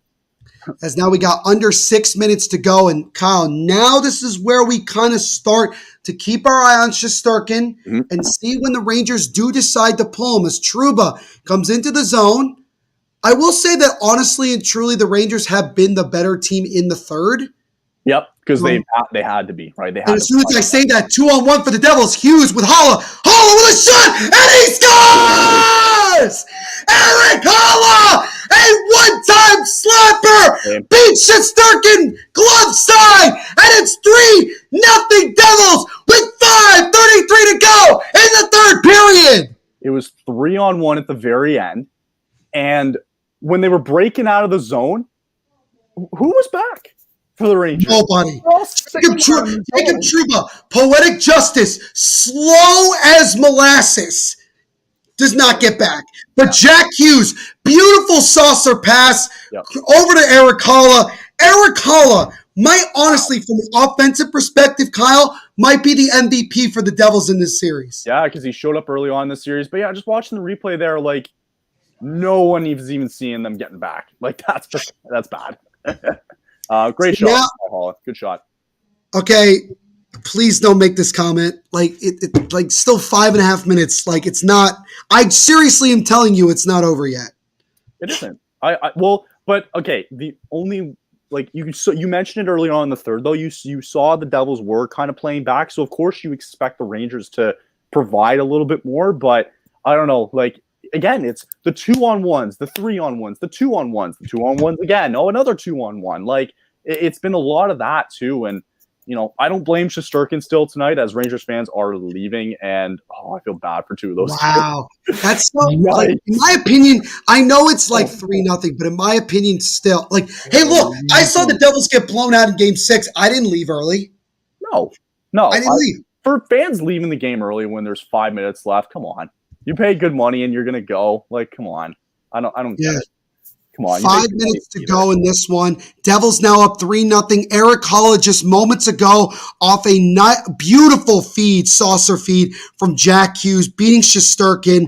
And right now, at this point, it really is now do or die for New York. They have to somehow, as that one's taken away, Jesper Bratt has a step. Backhand try, that one is stopped by Shesterkin. Another odd man rush for the Devils. Another 2-on-1 or whatever it was. I missed it, or I'm going to see it here in a second. But so, by the way, Kyle, Andre Palat got the secondary assist on that Holla goal, his second point of the night. What did I tell you? Andre Palat. Also, he is now 1 point away from 100 career points in the Stanley Cup playoffs as that puck goes out of play. Yeah. 4:22 to go in this one. Devils can taste it. They're on the verge. Can they hold it? As they're showing a little kid in a Ranger sweater walking out of the arena. That's actually hilarious. I feel kind of bad. It was a little kid. Okay. I guess my question is, why is it a little kid? Was it just the one kid? It's like, he's walking up the aisle by himself. I'm like, damn, he's starting at a young age? Maybe. My goodness. You got to start him young. Bro, that was a massive goal because it wasn't even an empty net goal. It was still with Shesterkin in net. It's huge. But we talked about it too. I think you would have liked to seen it maybe earlier on in the period, but still, getting that third goal is just a nice insurance goal to have. Oh, absolutely. Yeah. Wow. I'm just still I'm honestly still shell shocked earlier of all the things that transpired with like Shesterkin and Trouba and all that. Like I'm still flabbergasted from it. That's a nice word for your dictionary. There you go. I like that. There we go. But right now, if you're the Devils, again, breathe. Take a deep breath. Commercial break right now. Take a breath. According, by the way, to Chandra, thank you. She says that Timo is back on the bench. Okay. He probably broke his nose. I'm pretty positive of that. Yeah, just you see the guys sometimes where they like snap, they just like hold and they go. and it's like right back. Oh, bro. Whenever I've ever seen that, I'm just like, oh, my nose. It's so queasy. You're like, no, I don't want to. It's not. For me, it's not queasy. I can like feel. It's like I can feel the pain, Right. and I'm not even like in that situation. It's like awful. How much you want to bet the guy when he was doing it? He's like, okay, 1, 2. Oh, bro, he probably hates it. That's the He's worst. like, It's what. And Timo's back on the bench, and he's got a nice big Band-Aid right on his face.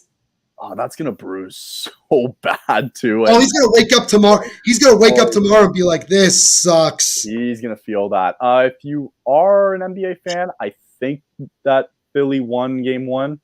Is what I'm understanding. I know. I'm just, we talked about it earlier. I mean, if you're Josh Harris, the owner of both the 76ers and the Devils, right, you might be on cloud 9 in a couple of minutes. Mm-hmm. So, all right, here we go. Last couple minutes here. 4:15 to go in this one.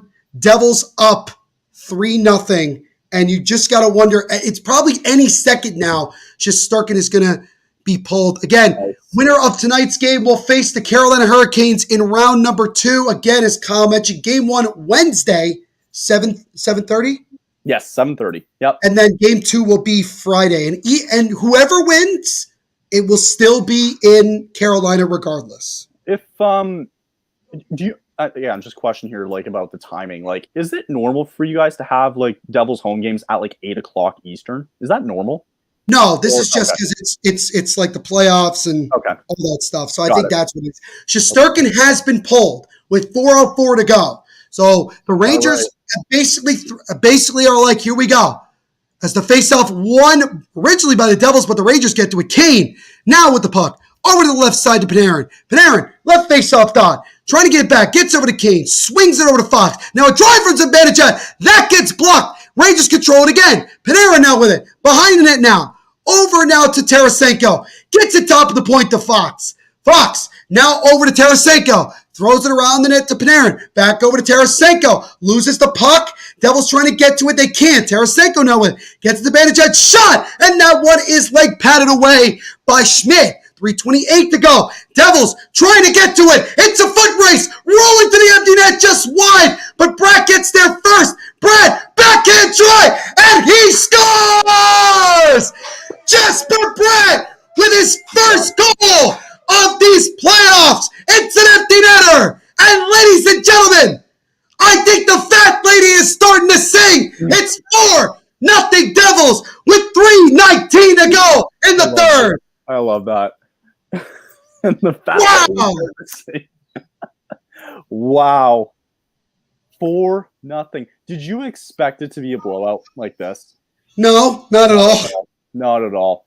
Not even close. Jesper Bratt, I don't know if that's his first career playoff goal because he was a part of the 17-18 team that made it. I think so. I think so.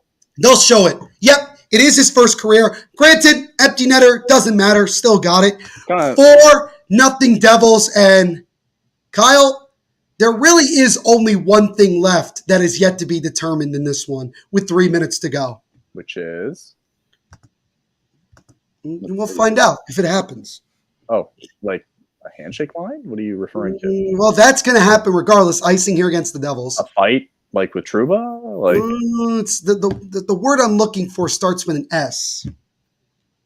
God. Wait, Kyle, I thought you were on the same page. I didn't realize you wasn't. I was like, what are you talking about? I was like, what are you talking about? By the way, again, I'm not trying to be that guy, but like I haven't heard a single Rangers fan in the last like hour. That's what I'm saying. Oh, what a block by Andre Palat. Jack Hughes will backhand it out of the zone with 250. Every Devils fan is on their feet right now. So, would you call this an upset? No. Okay. Me personally, no. Fair. Okay. I think the rest of the league would put it that way. Sure. Fair enough. I don't think that. Like, I get it. I get why they would look at it that way, but there's a reason why I said Devils in 7. Okay. And you're going to be right. Look at that. Oh, and by the way, since I have some time, everybody except Pasha from Spittin' Chicklets can absolutely 1,000% go fuck themselves. I don't care at this point, because all of you thought the Devils were going to lose in 5. It's going to go away. Because that shot gets blocked. I'm done. No, Kyle. I'm good. I got nothing. Okay. Look, you will hear it on my podcast episode. Everything I want to say. I'm good right now. We got a minute 50 to go, and I think though, like, you don't need to though, because you let the play speak for itself, right? That's what happened. Like, that's exactly what happened. Dude, this is nuts. As now this puck comes out in front, Marino gets to it. We got 90 seconds to go in this one. The funny thing, Kyle, also is that, I don't know if you can see it, there are also a lot of empty seats all of a sudden in the lower bowl. Lot of empty seats, yeah. If I was sitting in the 200s, I would be running my ass down right now. There, yes. Tell the guy, like, yo, just like, come on, dude, just like let me, like, this is ridiculous. As that shot comes out in front, and that would have stopped and covered by Ira Schmidt. A minute 10 to go in this one. What was your biggest upset this weekend? Panthers. Yeah. I was going to say Seattle, but they're number 2. They're number 2, yes. It's like the Seattle we talked about at the beginning of the playoffs, Kyle. Seattle was like a sexy pick for an upset. Oh, yeah. By the way, Andre Palat blocked the shot, could barely skate with one leg, and was pushed by like 4 Devils to the bench. Like literally like pushed. Like it's like curling or something like that. It was hilarious. That kind of shows you, though, like, that's 2 tails right there. You see the Rangers, they're all pissed off, and, they're all yelling at each other, and then you see the Devils helping each other out. I know that's like a little tidbit. It's not the entire game, but I feel like that says something a little bit, right?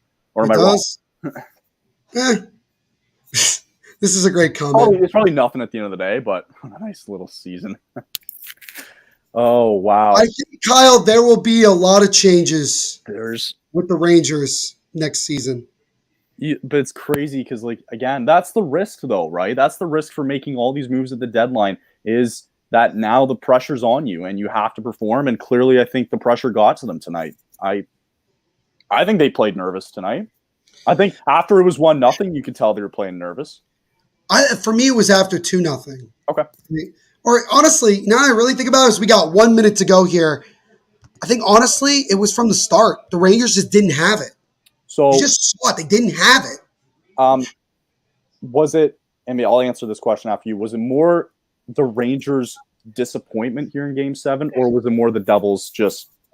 It was more the Devils. I know what people are going to say, because if the Rangers, like, let's say they don't score in the next 35 seconds, yeah, it will be like that. They'll say, well, they didn't score, so, like, it was more the Rangers didn't show up. No, the Devils they had a game plan that they executed to perfection, and they might shut out the Rangers for a second time in this series. Neil, it was a great series covering it, and we're not done. 15 seconds to go. Kyle, just let me have my moment here. 10 seconds to go.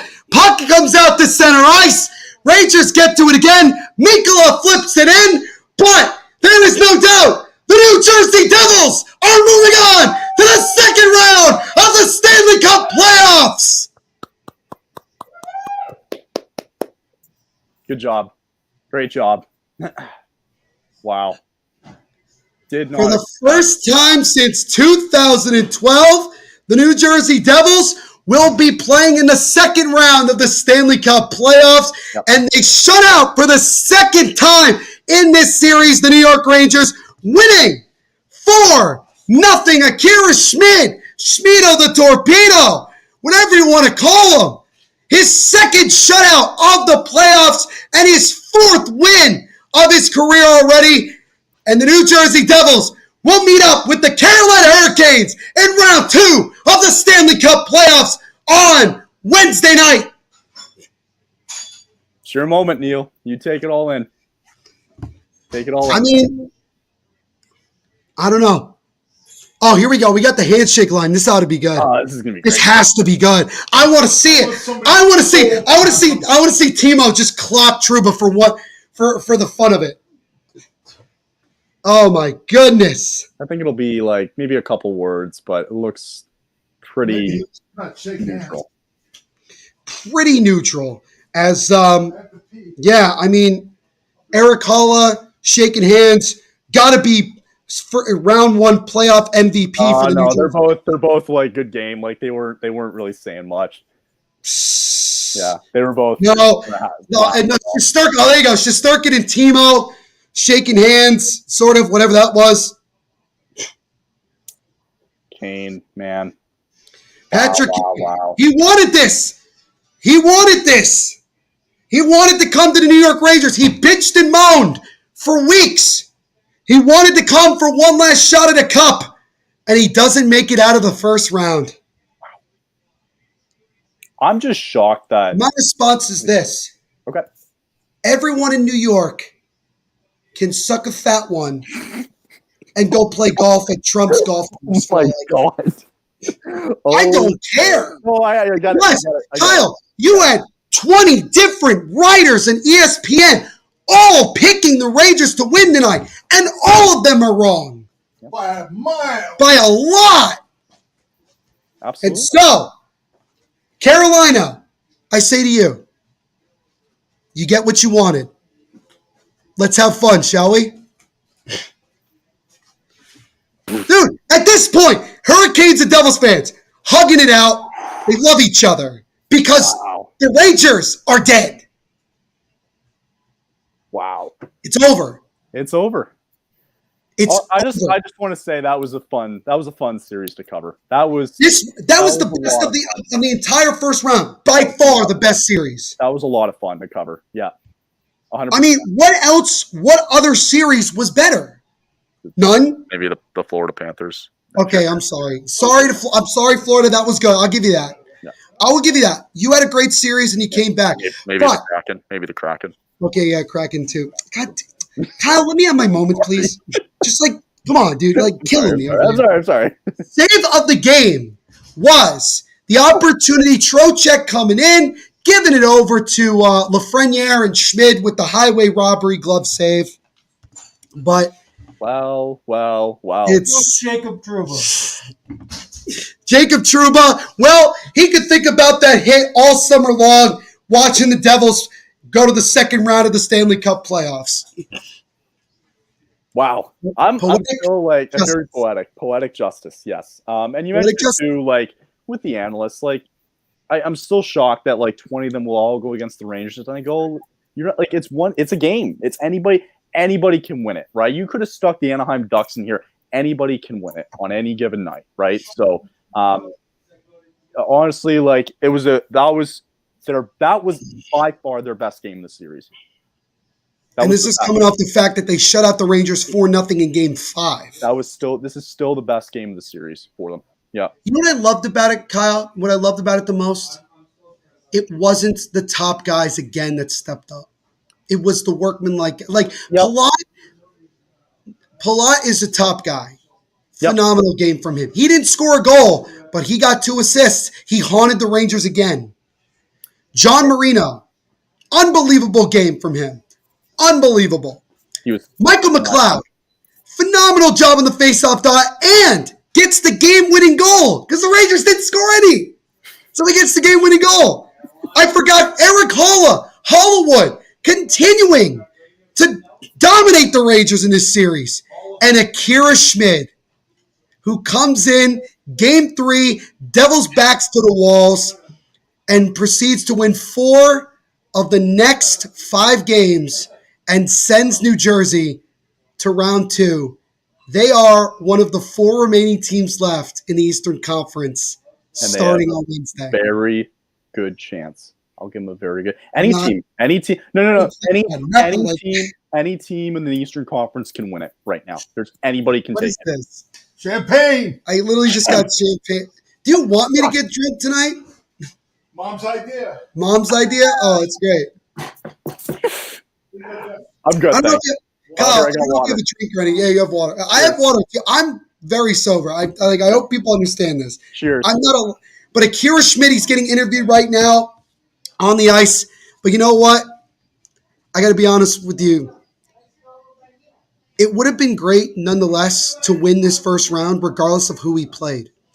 But the fact that it was the Rangers, the fact that people counted them out, the fact that they had never beaten them in a Game 7 in a playoff series, and not only did they win, they dominated and they shut them out. That is about the most perfect way for the Devils fans to get rewarded for this. And it's great. Why is everybody in? Do you guys want to get in on Celebrate. Everybody get in. Everybody get in here. Everybody Get get in everybody in here. Let's get a toast. Let's get Whatever. in here. Let's get a toast. Let's get a So, toast. yeah, I'll for just those of say real you, quick, for everybody that doesn't know, Papa Piano right here. Hi. My wonderful mother right here. Hi. Jeff, who's chilling. It was a lot of fun this whole series, and let's do it again. I mean, Kyle, you gotta stick around for round two. Of course, I'll be here. You gotta stick around for I'll round be two. here. Congrats, guys. We take this so.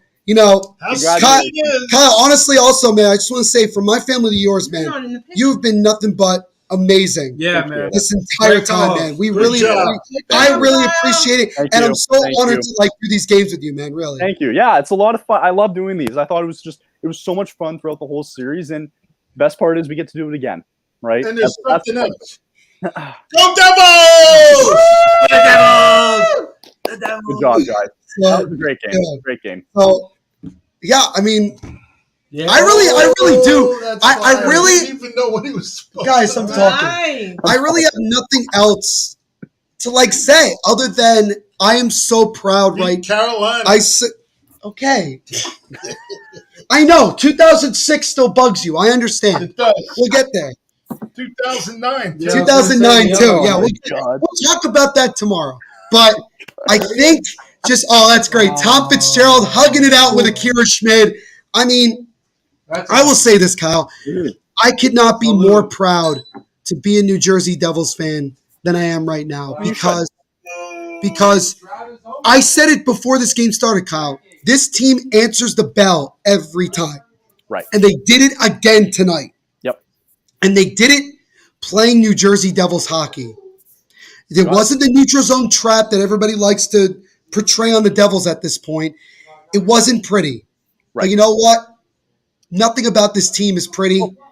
And the fact that we got to the second round and Nico, Brat, and Timo have still yet to really get going, And they could. that's a scary thing for the rest of the Very league. scary. Let's we got time here, so let's kind of. I just wanted to talk about. Yes. Let's get a whole recap from the series. We'll go to the comments afterwards, and then we'll just get some final thoughts in. So I got time. I'm going to be up late tonight doing a lot of stuff, so I got time. Man. Let's do this. Maybe maybe I'll just take it first then. Just kind of the initial reaction on the entire series. Didn't expect it to go the way it went. I think it was appropriate. We kind of figured halfway through the series, we're like, you know what, this feels appropriate that it goes to 7 games, Right. which is what we got. I'm just more surprised of the amount of blowouts that we had. We had 4 of the 7 games were like by 4 or 5 goals or whatever it was. So I thought that was very surprising in a series that was so hyped up, and I thought it was going to be really good back and forth. And mind you, we got that in game 3, a little bit in game 4. And that, I mean, game 6 was a blowout too, right? So 5 of the 7 games, I think, blowouts. Yeah, so that completely caught me off guard. I think what else stood out too, maybe just player-wise, I think Akira Schmid is at the top of that list. Tonight, specifically for the Devils, it's John Marino, who stepped up tonight big time. Palat throughout this entire series, which is one of the reasons why you got him. And then if you're the Rangers too, your disappointments, top guy on there is Artemi Panarin. A lot of questions going in the offseason. I don't put any of the blame really on Shesterkin. I thought he played exceptionally well throughout the entire series. Panarin was a bit of a letdown. Kane was a letdown. Tarasenko had his moments. I thought Kreider showed up this series. He had Kreider's the only one of those top guys that can go into the offseason and say, I did everything I could, and it wasn't enough. Yes, and I'll say, like, as the series went on, I was just surprised defensively. Like, that's how the Rangers fell apart so much. And the by the way, sure. Adam Fox had 4 points in game 1. Where the fuck was he the next 6 games? Yeah. Where did he go? Yes, great point. Where was Jacob Trouba? He sucks. He just sucks. Like, period. And I mean, for that hit on Meyer, that's your captain. That's your captain. The guy who's going to do like the shoulder to the head. Like, that's the guy you want to get the bench going there. Like, I don't necessarily agree with it, but those are my just kind of thoughts. I mean, you're right. I get it. I totally do. The Rangers absolutely got what they deserved tonight in every fashion, What a justice. especially in that third period. They got what they deserved, and it was the best game. The Devils had to have their best game of the series tonight, and it showed. Yeah, I mean, there's no other way to put it. I mean, at the end of the day, the Devils, they knew it was going to be tough when this series started. Right. They knew. And a lot of people gave up on this team after 2 games. A lot of people, but not the Devils fans, not the Devils team themselves. They didn't give up. And they fought away. And I think when you look at the turning point of the series, it was the Devils winning in overtime in Game 3. Because it got the Rangers to say, this is not going to be a cakewalk, is it? Yeah.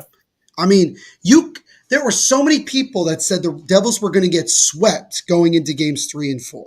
And they almost did. It could have been 3-0 very quickly. It could have. Look, the Rangers, one bounced the other way. It was a 3-0 series lead, and that pretty much, as much as I hate to say it, that pretty much would have done it. Right. And look, the Devils could have been rocked from getting blown out in Game 6 at the Garden 5-2. It could have. Akira Schmidt's confidence could have just like that, right? Miles Wood comes in, Yegor Sharangovich, and you know what? Sharangovich, pretty solid game. I mean, he didn't have a lot of looks, but like he was pretty good. Yep. Miles Wood was fine. What he did, he didn't do anything wrong. Shocking. He did nothing wrong the entire game. Yeah, shocking, but yes. Which was hilarious because we still took like 4 penalties or 5, and he wasn't involved in any of them. And I think going forward now, that's something you still have to clean up. It's these penalties that you have to clean up. Right? And unfortunately, the Devils won't have a lot of time. Yeah, like they can't rest.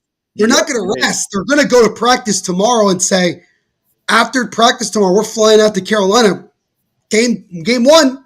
Yeah. In that raucous crowd. That crowd in Carolina, they are something. They're going to be a problem. And you look at the Hurricanes, they got to be, I'm being honest with you, Hurricanes are looking at it like this.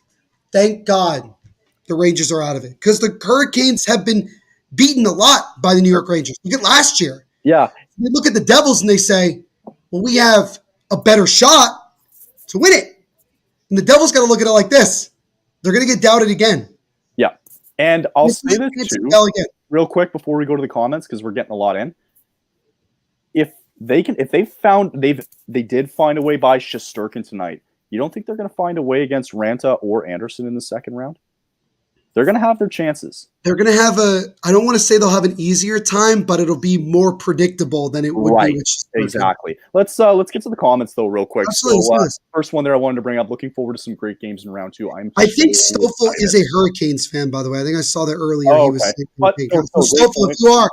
Stoffel, if you are, man, Devils in 7.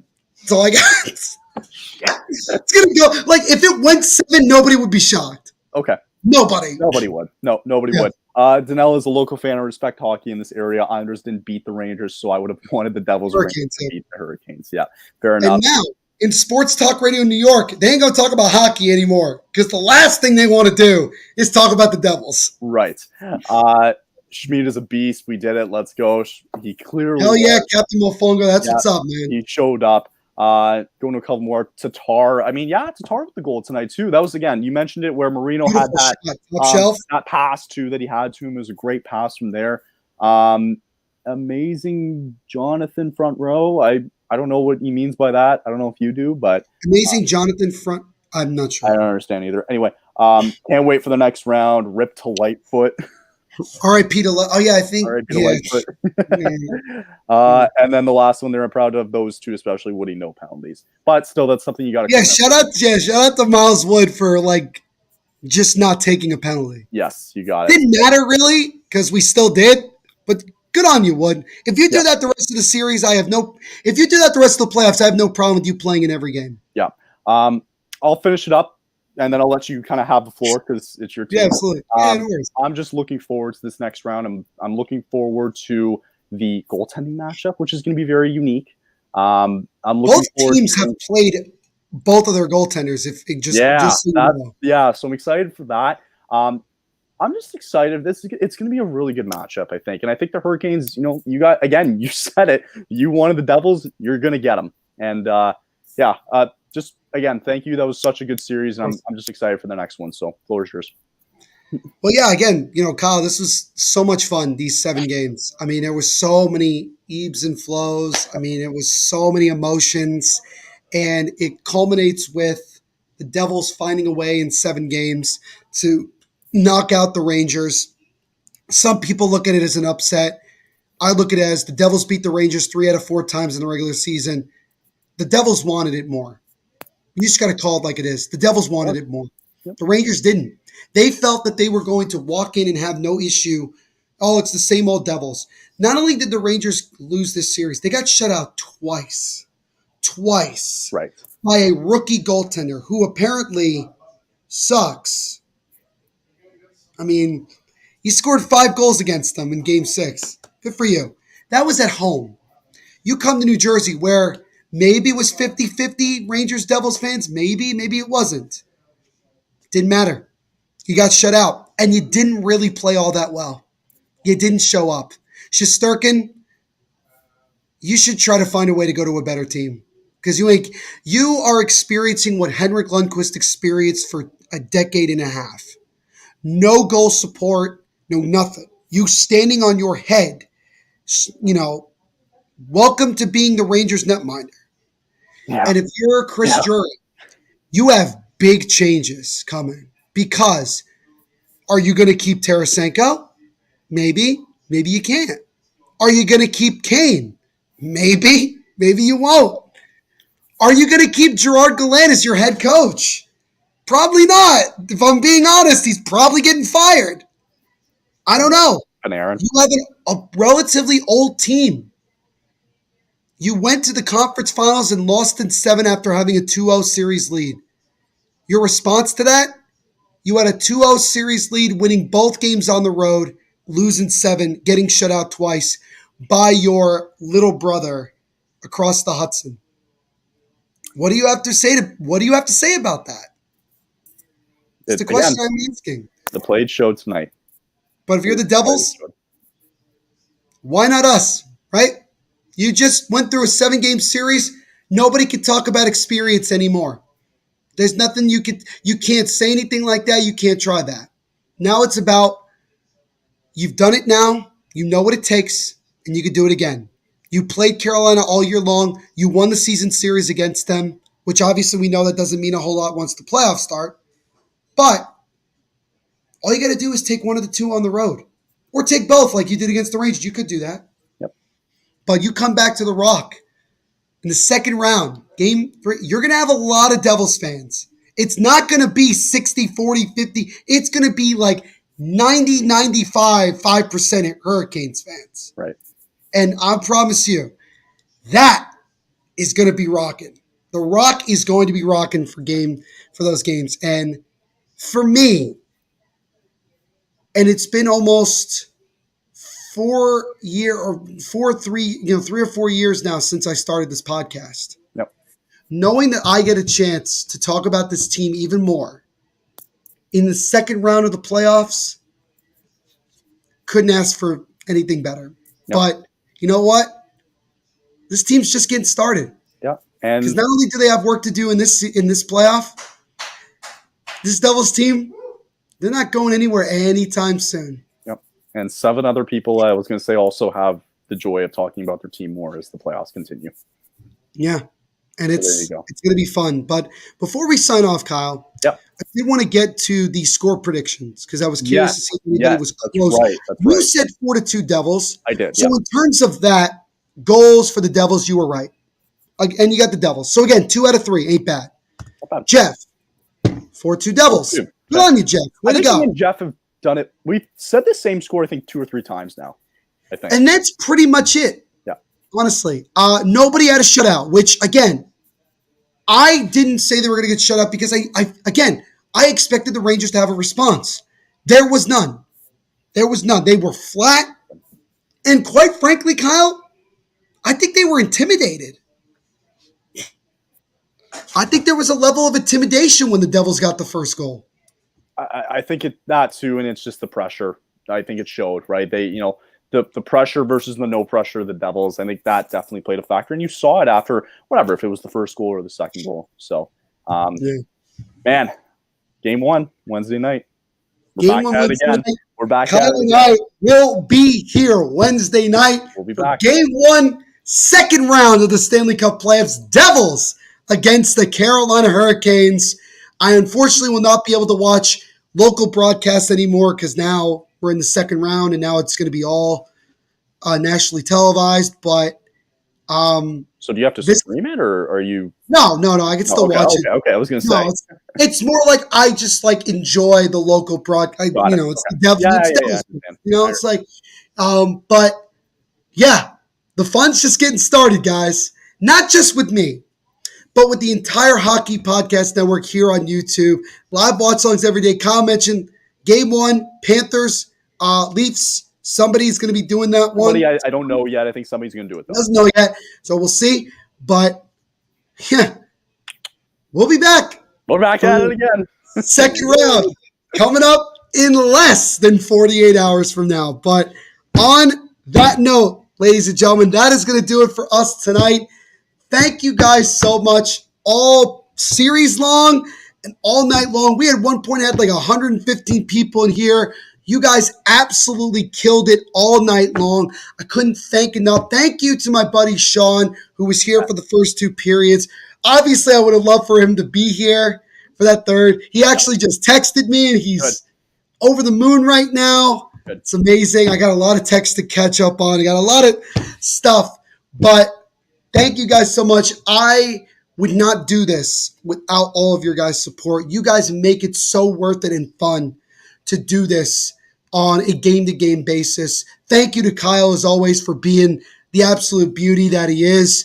And, yeah, like I said, we are just getting started because round 2 is coming up on Wednesday night, and it's going to be something special. But as always, guys, make sure to check out the Hockey Podcast Network on all social media platforms at HockeyPodNet. Like and subscribe here on YouTube. Punch notification bell, as always. New live watch-alongs every day here on the channel as we make our way to 4,000 subscribers. And I got a task. Let's get to 4,000 by the end of the Stanley Cup playoffs. I think we can do that. We'll get it. So make sure to do that. Follow Kyle Manifold on Twitter at Manifold Kyle. Absolute great guy. Loves talking hockey. And obviously he does a fantastic job here on these live watch-alongs. You can check out my podcast, the Devil State of Mind podcast, which gives you everything you need to know about your second round-bound New Jersey Devils. New episodes out usually every Monday and Thursday, but during the playoffs, and especially tomorrow, we'll have a recap of every game. It's going to be a lot of fun, as always. If you follow the podcast, if you subscribe to it on Apple or Spotify, do me a favor and give me a 5-star rating. Also, go check out all the other podcasts on the Hockey Podcast Network. We have one for every single team and other great hockey-based podcasts as well as our network continues to grow. Kyle even mentioned it a couple days ago. Got a couple new podcasts coming in. We are growing every day. Yep. We are becoming the number one place for hockey podcasts in the world. Got another one today. Got another one. Kyle is just banging them out every day, continuing to absolutely kill it. Also, Kyle, you have this lovely comment. Oh, that's so nice. You stop. You just stop. Absolutely love that. I'm excited. Let's get back to work. Absolutely. Check out the Devil State of Mind podcast on Twitter at Devil State, Instagram at Devil State of Mind, and also give us a like on Facebook. Doing a giveaway right now with NJ Rocks Red clothing apparel. So make sure you go check it out on my Instagram or Twitter and get there. Winner will be announced on June 1st of this year. So you have a lot of time to enter this. Yeah, you got a lot of time. Kyle, you may want to get in on this. I'm going to get in on it. You might have to get in on this. But yeah, thank you guys so much as always. And we will see you in the second round of the next live watch along. Once again, the final score from New Jersey. The Devils win the series in 7, 4-3, shutting out the Rangers for the second time in this series, winning this one by the final score of 4-0, and move on to round 2 to face the Carolina Hurricanes. Everyone continue to be the awesome people that you are. And as I always say at the end of every live watch along. Make sure to rock on.